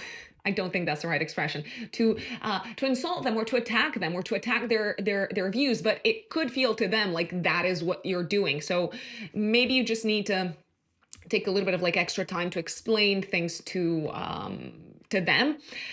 You might want to defend your opinions around the 18th of May. The other person in front of you might defend theirs, and it feels like you are butting heads. There could be this argument around something connected with home life, family life, living situation. But also if you're having an argument, let's say with a boss, they might say, yeah, you have to come into the office. And you might say, no, I don't want to come into the office. Something along those lines. So that is the only time that I'm not super keen on Mars transiting your seventh house. I'm going to go back a little bit in time. So Venus in Aries and Mars in Leo are quite important transits this month. 2nd of May, as I've said, Venus conjuncts Neptune. This is a great day to maybe write music, to talk about spiritual matters, mystical matters, but not the best of day to like take an exam, let's say, unless it's an exam in, I don't know, like music or like music theory. 4th of May, Pluto retrogrades in your 1st house. So I feel like you're going to start to like integrate a little bit more deeply and process all the changes that have been happening in your life, probably as of the autumn of 2024, but it could be that some of these changes actually kicked off in 2023, Aquarius, and now you're kind of sitting with them and you're potentially taking stock of what these changes mean for your life direction.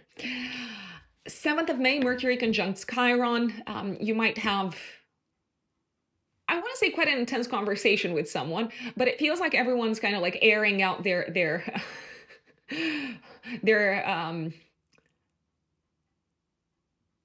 complaints. I think that's the word that I'm looking for.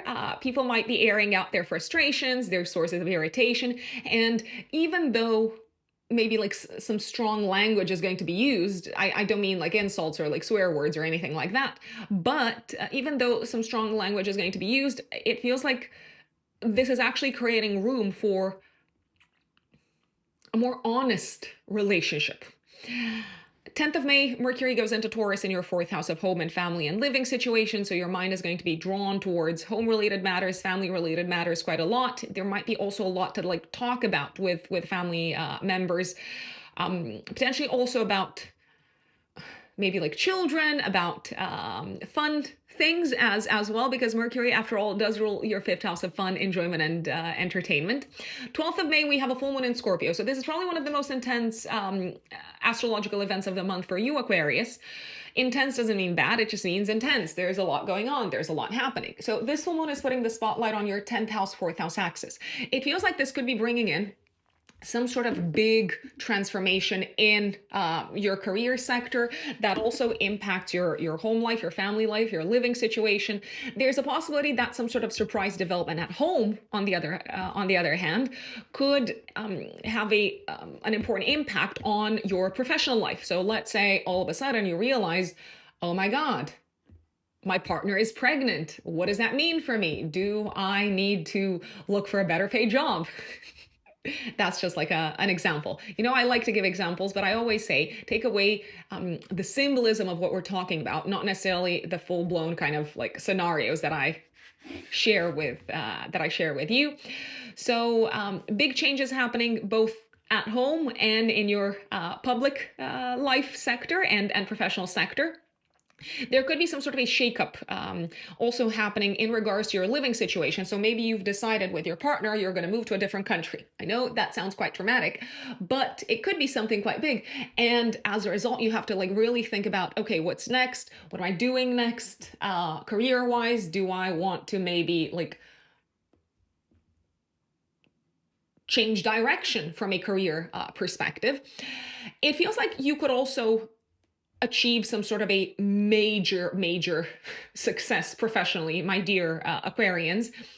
Why? Because Mars, which is the ruler of this, the dispositor of this full moon, is in a harmonious aspect to Venus. So I feel like you could maybe get that sort of like big promotion. There's a possibility you might also enter into an important partnership, a big kind of like deal, an important like business collaboration. But as a result, it feels like you need to adjust your private life and your living situation and maybe how things function at home quite dramatically. So an important achievement professionally. There's also a possibility that you could achieve something that changes your status somehow in the eyes of the world. So for example, just leave for a second the professional things aside. Let's say, I repeat, you hear news of your partner getting pregnant. So you might be thinking, oh my God, I'm going to be a parent. The world is going to see me in a different light. But once again, you seem to be very excited. So I keep on saying this. Even though this is like a surprising full moon, the surprise actually seems to be something quite auspicious, something that you cannot wait to talk about, something that you cannot wait to share with the world. Intense feelings, intense emotions coming up, but there's also this air of like enthusiasm, this air of excitement, this air of like things changing dramatically, but you having the right people on your side, you having the right partner on your side, Aquarius. So I really like this. There is also a possibility that a parent might let you know that they are, I don't know, switching career paths or doing something really big that's going to affect both their career path as well as their home life and their living situation. And you seem to be quite happy for them. So maybe you didn't see this coming, but that's not necessarily bad. Sometimes the best things happen overnight and in a very exciting manner. So as I said, it could be an intense time, a time of intense transformations, but that's not a bad thing. I keep on repeating this. Last but not least, however, Mercury is going to square Pluto on this day. So it feels like you might have to decide what it is that you're going to share with the world. If you're going to keep some things to yourselves, Aquarians, if you need to like stay mum, keep mum for a little bit of time. Nevertheless, I sense that you are very excited about this whole evolution, if you ask me. Sun conjunct Uranus on the 17th of May. the spotlight is once again being placed on how things are going to change quite dramatically at home, in your home life, in your family life, in your living situation. There's a possibility also that a family member or a partner might have some sort of a big surprise waiting for you. And you're like, oh my God, I did not see this coming. 18th of May, I did mention this, maybe a little bit of an argument with someone over like property, home-related matters, family-related matters. Speaking of arguments, there could be an argument over something not working at home. So maybe something is broken and it needs to be either like fixed or completely replaced. Sun goes into Gemini, 20th of May in your 5th house. You're going to really like the next month, Aquarius, because the sun is going to illuminate your sector of fun, enjoyment, entertainment, romantic matters, creative projects. So yeah, just keep that in mind. 22nd of May, probably one of the best days of the month. Also active day before and day after. This energy that I'm about to like share with you in terms of what this is likely to bring. Venus trines Mars, so it's likely to bring romantic developments, maybe an exciting date, maybe some really kind of like exciting and enthusiastic developments when it comes to projects that you're working on together with a partner, a collaborator. I feel like you are really inspired by the talks, the conversations that you're having with someone.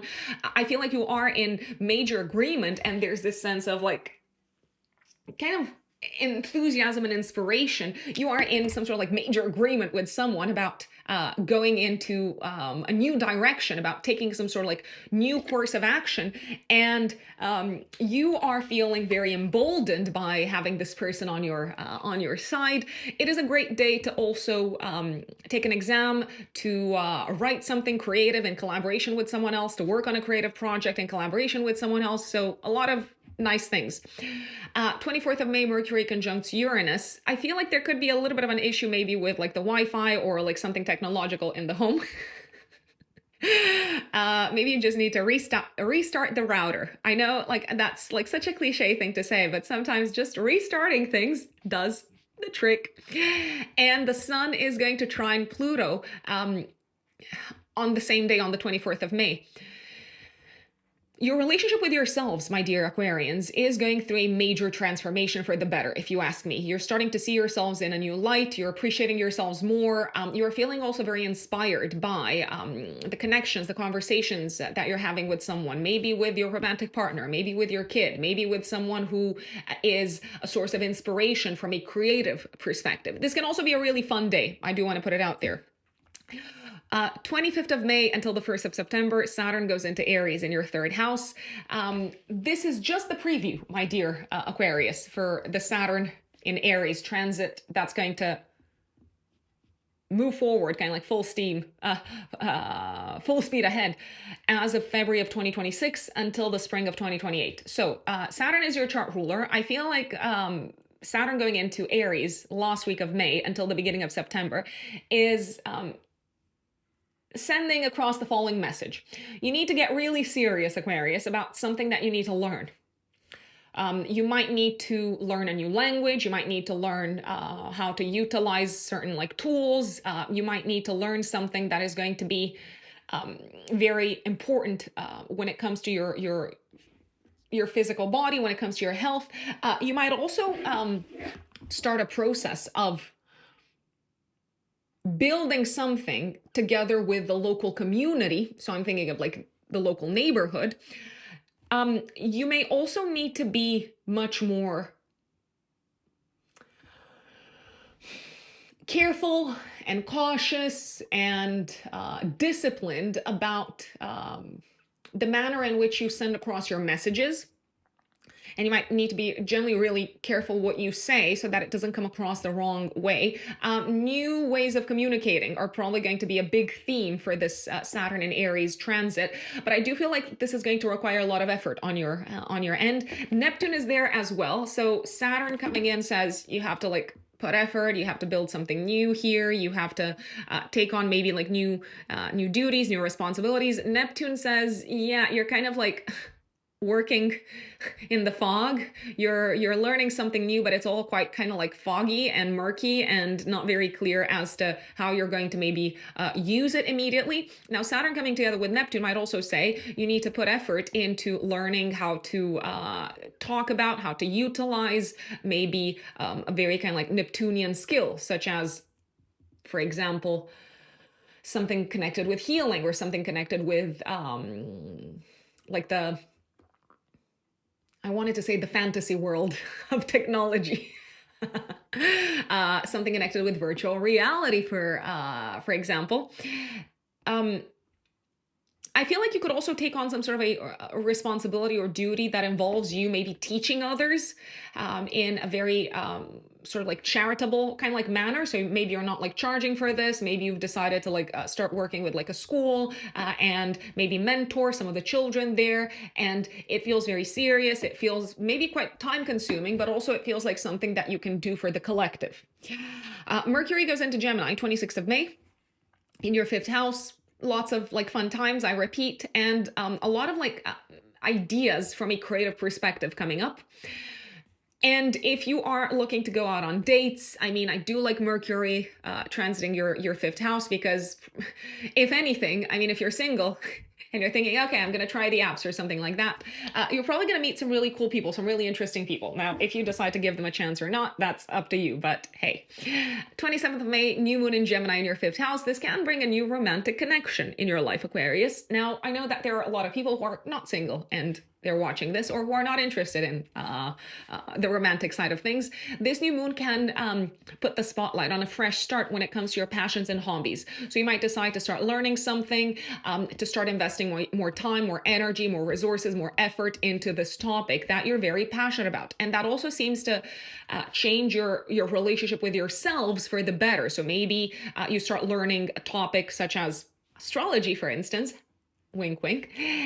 You start like studying it more seriously, and you have all of these aha moments about yourself, Aquarius, and you're thinking, wow, this is highly, highly, highly illuminating. This new moon can also bring news of pregnancy for those of you who are trying, or exciting news connected with children. So maybe your child has expressed their desire to start learning a new language, for instance, and you're like, okay, I'm going to support you. Maybe this is quite expensive, but alas, I'm very proud of you. And it feels good to have the opportunity to support loved ones around this time. You might also start, I want to say, writing something new, especially if you are in a creative space. And it feels like the creative juices are flowing very easily. And 30th of May, Sun conjunct Mercury in your 5th house, a great day for a date, a great day to work on a creative project in conjunction with someone else. A very kind of like enlightening day in terms of what makes you happy, my dear Aquarius. Also in terms of how you can work with others, how you can collaborate with others to achieve more, and to just kind of like experience, not necessarily achieve, more of what makes you happy. Great news coming in from children if you have kids. Great news connected with children in general. Also fabulous news connected with your education if you are involved in anything on the educational front. And this is also a great day to speak in public, to share your views, your ideas with the public. It doesn't have to be something that happens like physically in person. It could be a great day to like share your views via the internet. Especially if you are in that sort of digital creator or digital creative space, I'd say. So the month ends beautifully, both the new moon as well as the Mercury Cazimi happening on the 30th of May. These are probably some of the best times of May, Aquarius. My dear Pisces, Pisces suns and Pisces risings. May of 2025. What is going on, Pisces? Well, I can tell you this, it's going to be a busy month, but it can also be a very productive month, Pisces, a very lucrative month. So let's start with the very, very beginning. So Venus is going to be transiting Aries the entire month in your 2nd house of income, Pisces. I feel like you can attract money. You can attract opportunities to make more money, to grow your income, to also work with people, because Venus is the planet of relationships, to work with people who can have a positive income on a positive impact on your income. If you have been maybe negotiating for some time a new business collaboration, I feel like Venus is on your side and it can help you get it over the line. Mars is going to be the entire month in Leo in your 6th house of day-to-day work, which is why I said you have a lot on your plate, you have a lot to do, you're very busy, but it can be the good kind of busy if you ask me. You are very driven, very motivated to get things going, to complete your projects work-wise, to maybe reach out to new potential clients, as I said, to maybe reach out to new potential partners. And if you're looking for a job, I can tell you this: May is a fabulous month to get a new job or to add to your to-do list. But not just in order to keep yourselves busy, Pisces. I feel like I really have to emphasize this. You can get busier, but it may have a very positive impact on the bottom line. Now, money's probably going to be on your mind quite a bit this month. Also because Saturn's going into your 2nd house of income. So that's going to happen on the 25th of May. Neptune is already there. Saturn's going to stay in this part of your chart until the 1st of September. So it's essentially giving you a little bit of a heads up. It's giving you a taster of what the next few years are going to look like from February of 26 until the spring of 2028 when it comes to your financial duties, obligations, expenses. Saturn generally comes into a sector of our chart and says, okay, you got to take this really seriously. You have to build something here. You have to maybe put some more effort, some more patience in this part of your life. You have to build a solid foundation. There is generally a sense of pressure that comes in with Saturn, or maybe like a tangible, concrete thing that you need to work towards. So that's going to be the case for you, Pisces, when it comes to your material situation. It may be that your expenses are growing or expanding, or it may be that you feel under a little bit more pressure financially as of the end of May until the beginning of September. And also, as I said, probably from February of 2026 until 2028. But this month is great because you can also take advantage of the Venus transit to increase your income, to, like I said, connect with the right people, attract the right opportunities to step up materially. And step up, you probably will need to, like I said, because you probably either have some big goals financially or some big obligations. I repeat, it's not an area to take lightly necessarily. It is an area to get very kind of like organized and disciplined with Pisces, so the financial sector.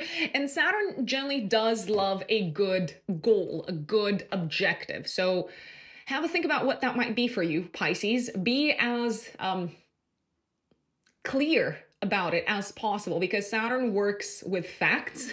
It doesn't like to work with, I don't know, just the vision or just this sort of like idea. No, Saturn likes clear, specific, like SMART goals. What is that? Like specific, measurable, achievable, timely, something like that. So this month is a great month to set some SMART goals financially speaking. And I do have to mention the fact that Neptune's also going to be in this part of your chart. So Saturn comes in on the 25th of May. Neptune is already there. You can use the energy in a variety of ways. You may need to monetize more your Neptunian qualities or your Neptunian resources. So if you have any sort of artistic inclinations, Saturn comes in and says, okay, it's all great that you're this like creator and artist, but how are you going to pay the bills?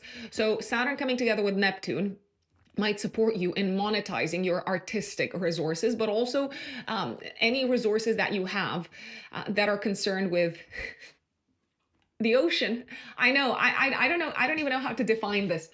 So if you work with water or with the ocean in any shape or form, that is a very Neptunian way of making money, essentially. So Saturn comes in and says, come on, you got to get really serious. Neptune is also connected with like medicine, with drugs, with anesthesia, and so on. So if you are in the pharmaceutical space, for example, Saturn comes in and it kind of like gives you a, I wanted to say a gentle nudge, but it's probably like a very like serious nudge towards monetizing any skills that you have in these spheres, in these sectors, a lot better. Let's say. There's also a possibility that you might have some sort of financial obligation that is going to become very obvious to you, Pisces, end of May throughout June, maybe July, all the way until September. A financial obligation that is towards someone who is somehow in pain or in suffering. I don't want to say helpless, but it may feel like they are, to an extent, not very empowered to help themselves. So maybe it's a family member, maybe it's a friend. You may want to take upon you that like financial burden to take care of them or to contribute to their financial needs. There's also a possibility that you may want to contribute more to a cause that you feel very deeply about, that you care very deeply about, because Saturn is also the ruler of your 11th house of communities and organizations. So there is a chance that you might start contributing more to a community or an organization that is quite close to your heart. And speaking of community and organizations, communities that you're a part of and the like, you may need to play a more significant role for a community from the end of May onwards, a leadership role. You might need to step into a position of authority, but you might also feel like in order to do that, you have to develop your leadership qualities even more than you have developed them so far, Pisces. And you might even need to develop your ability to take quick decisions, to maybe take decisions when you don't have all the stats and all the facts and all the data, and when you can't spend a lot of time mulling things over and reflecting on things. So you might actually have to step into a very kind of important role, important position, a position of power within a community, with Saturn getting into this part of your chart. But I feel like you're also stepping a little bit into the fog. You don't know exactly what to expect. There's a lot of unknowns. You can blame Neptune here. So you might need to like trust your intuition and also your instinct a great deal, and adhere to some significant ideals that are important to you when it comes to the future of this community. So lots of focus on like money, but also on the role that you are playing within a wider community this month, Pisces. I am going to step back in time. I did address some of the most important transits of the month at the very beginning.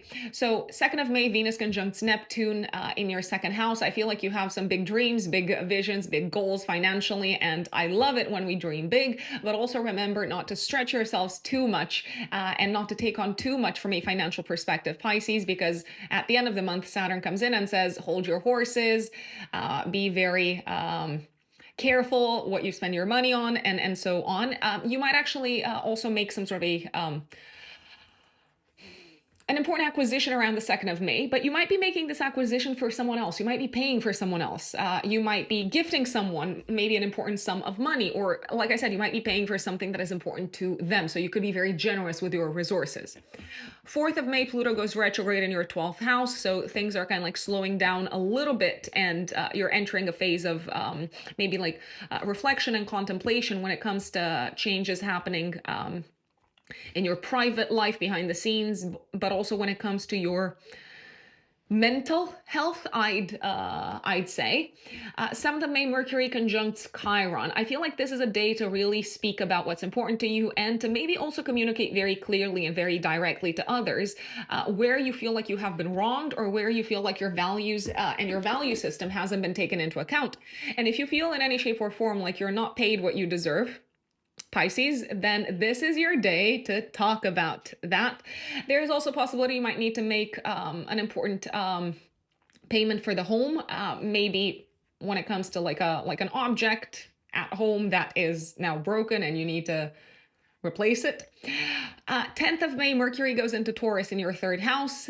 So your mind is going to be very focused on the things that you need to learn. It is actually a great time from the 10th of May until the 26th of May, maybe to take exams, to learn new things. The only exception to that could be the 18th of May, maybe a day before and a day after. Potentially also the 12th of May, I wanna say. 12th of May, speaking of, we have a full moon in Scorpio, active 3 days before, 3 days after. It activates your 9th house, 3rd house axis. So this full moon could put the spotlight on your education, but also on travel related matters and on not just travel matters, but also matters connected with foreign lands and foreign countries. Maybe if you work with a team that is based abroad, this full moon could put the spotlight on the need to like travel, to meet them, to go to the, I don't know, like the Paris headquarters of your company or something along those lines. The 9th house is also very strongly focused on legal matters, so there could be some sort of like big news coming up in regards to your work, big news involving changes in legislation, for example, or big news involving your need to like reapply for a visa, or if you have applied for like a work visa, then you're probably going to get the answer that you've been waiting for. It is probably going to be an answer that you're happy with. I'm just gonna say this. You may need to travel for work. You may need to reach out to people who are based abroad for work purposes. You might also travel for health purposes. If you are planning to do this, or if you're thinking about doing this, things once again seem to turn out really, really well. I repeat, the only thing is that the full moon is also involving Uranus. Uranus is the planet of surprise, so you might need to travel at the very last minute, or you might need to change your travel plans, or your plane might get delayed, or you might need to jump on a different flight, or there could be like a sudden need to travel, I'd say.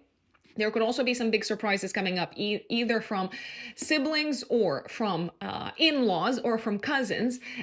If there is any sort of surprise news landing at your doorstep, I don't necessarily see it as a bad thing. It's probably good news, but it may require you to like change your plans at the very last minute and just be a little bit flexible, let's say. You seem to be relieved to get something out of the way around this time, also maybe connected with your health or with your work, and maybe you're getting it out of the way a lot sooner than you thought you would. The full moon is in a harmonious aspect to Saturn. I feel like you've worked really hard to achieve this goal, and maybe when the result finally comes, it's like, wow, this is great and this is exciting and I'm so happy, and it feels like such a pleasant surprise. But I feel like it's, as much as it could come across as a surprise, you have put the time, the patience, the persistence, the effort into this matter for a long time, my lovely Pisces. Last but not least, it is a great time to take an exam. It is a great time to also share something that you've been holding on to for a long, long time, and it is probably going to be received really well for the most part. Sun conjunct Uranus in your 3rd house on the 17th of May. There could be some disruption on the road. Maybe trains get canceled, or you might need to like change your kind of like day-to-day schedule at the very last minute. Someone in the workspace might cancel a meeting on you, or you might need to cancel a meeting with them. 18th of May, this is an interesting day, also day before and day after. This could bring a little bit of an argument with either a work colleague or a sibling or a cousin. You're just not seeing things eye to eye. It does feel like one of you might be using some strong words, some harsh words. One of you might also jump to a conclusion. The other person might take it quite personally. So I would choose my words carefully. It also feels like you might be having an argument over different I wanted to say paces of action, or like the different kind of like speeds with which you see things getting solved in the workspace. So one of you wants to get it done like really fast. The other person is like, no, no, no, no, no. We need to think this through. We cannot move so quickly. This is I was about to say this is stupid. So if you use words like that, you're probably going to trigger the other person, and voila, we have an argument here. So tread carefully in terms of language. Also, a possibility that you might get angry on the road around the 18th of May. Do not speed. That is my recommendation.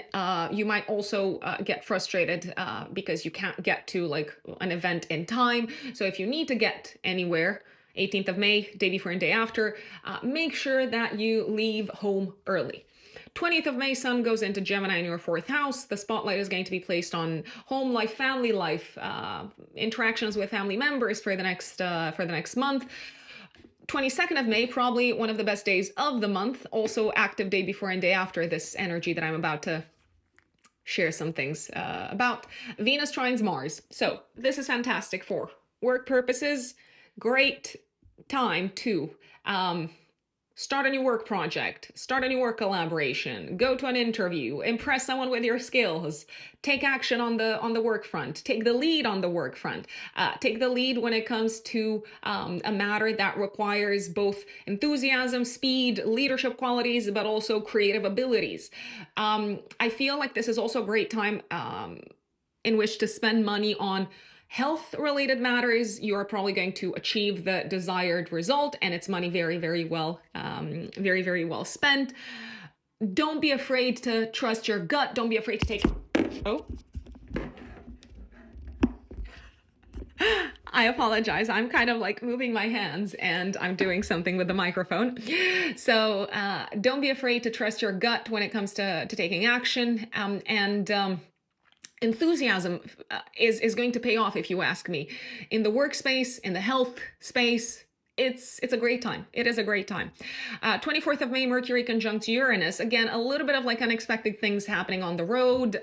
This can be a day of like really original ideas and aha moments, and a very surprising but also inspiring conversations. Surprise news coming from a family member, that is a possibility, or from a partner. And the Sun trines Pluto. I feel like you're having a great time at home with family members, and the relationship with someone is experiencing some sort of positive transformation that involves the release of the demons of old, or the shadows of old. I did talk about Saturn going into Aries, so mind your money, Pisces. Mercury goes into Gemini on the 26th of May in your 4th house of home. Mercury is going to be very helpful if you're looking to handle matters connected with home life, living situation, the property sector, if you're looking to buy something at home, if you're looking to find a new home, to like sell a home, or to sell things from the home in order to, I don't know, like buy new stuff. 27th of May, new moon in your 4th house of home and family life. For some of you Pisces, this could mean a fresh start living situation wise. So I repeat, you might move into a new home, you might move into a new place.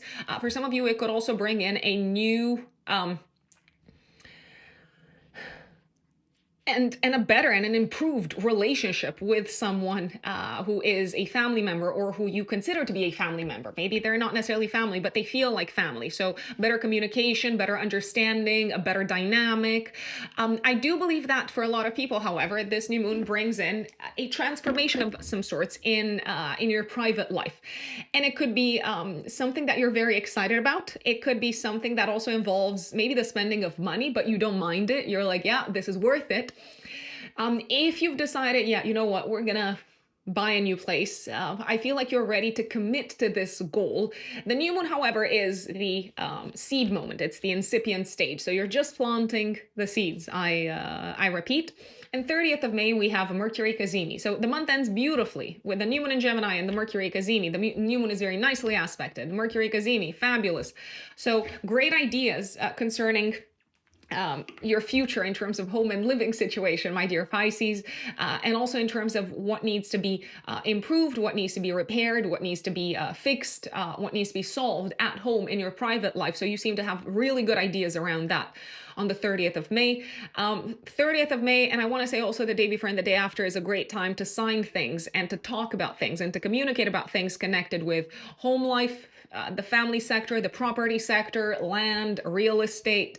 I feel like you have some good people on your side if you need to work on something around the house, if you're like building an extension or whatnot. A great time to have important conversations with your significant other about home matters, home related matters, or like family related matters. In any case, it's a beautiful end to I want to say overall, a really good month, Pisces. Folks, I want to thank you once again for sticking around, for tuning in for your May horoscope. Remember that if you want to work with me, you can find me on my website, which is writteninthestars-astrology.com. It's also in the pinned comment as well as in the description box. And remember that if you are booking a reading with me, if you're booking a consultation with me, the waiting time is approximately a month to a month and a half after you make the payment. But there is also an emergency reading option, and we meet 3 days after, maximum, after you've made the payment, if you are at a crossroads or if you are in a rush to see how things are aligning for you from an astrological perspective and how that can help you make better informed decisions. If you are also on Instagram, I'm active on Instagram and my handle is @RuxUnbelievable. I only have one Instagram account, not many, not multiple, it's just one. So if you ever get weird messages saying, oh, I feel drawn to you, I want to do a reading, it's probably not me. It's probably someone pretending to be me. So do block them and report them straight away. Rux Unbelievable in one word. If my content is interesting, if it's useful, don't forget to give it a thumbs up, a share. Don't forget to subscribe. And if you want to support my channel, you can do so by clicking on the thanks button underneath the video and making a donation to my YouTube channel. Enjoy May and let us know in the comments how the month unfolds for you. Thank you. Bye.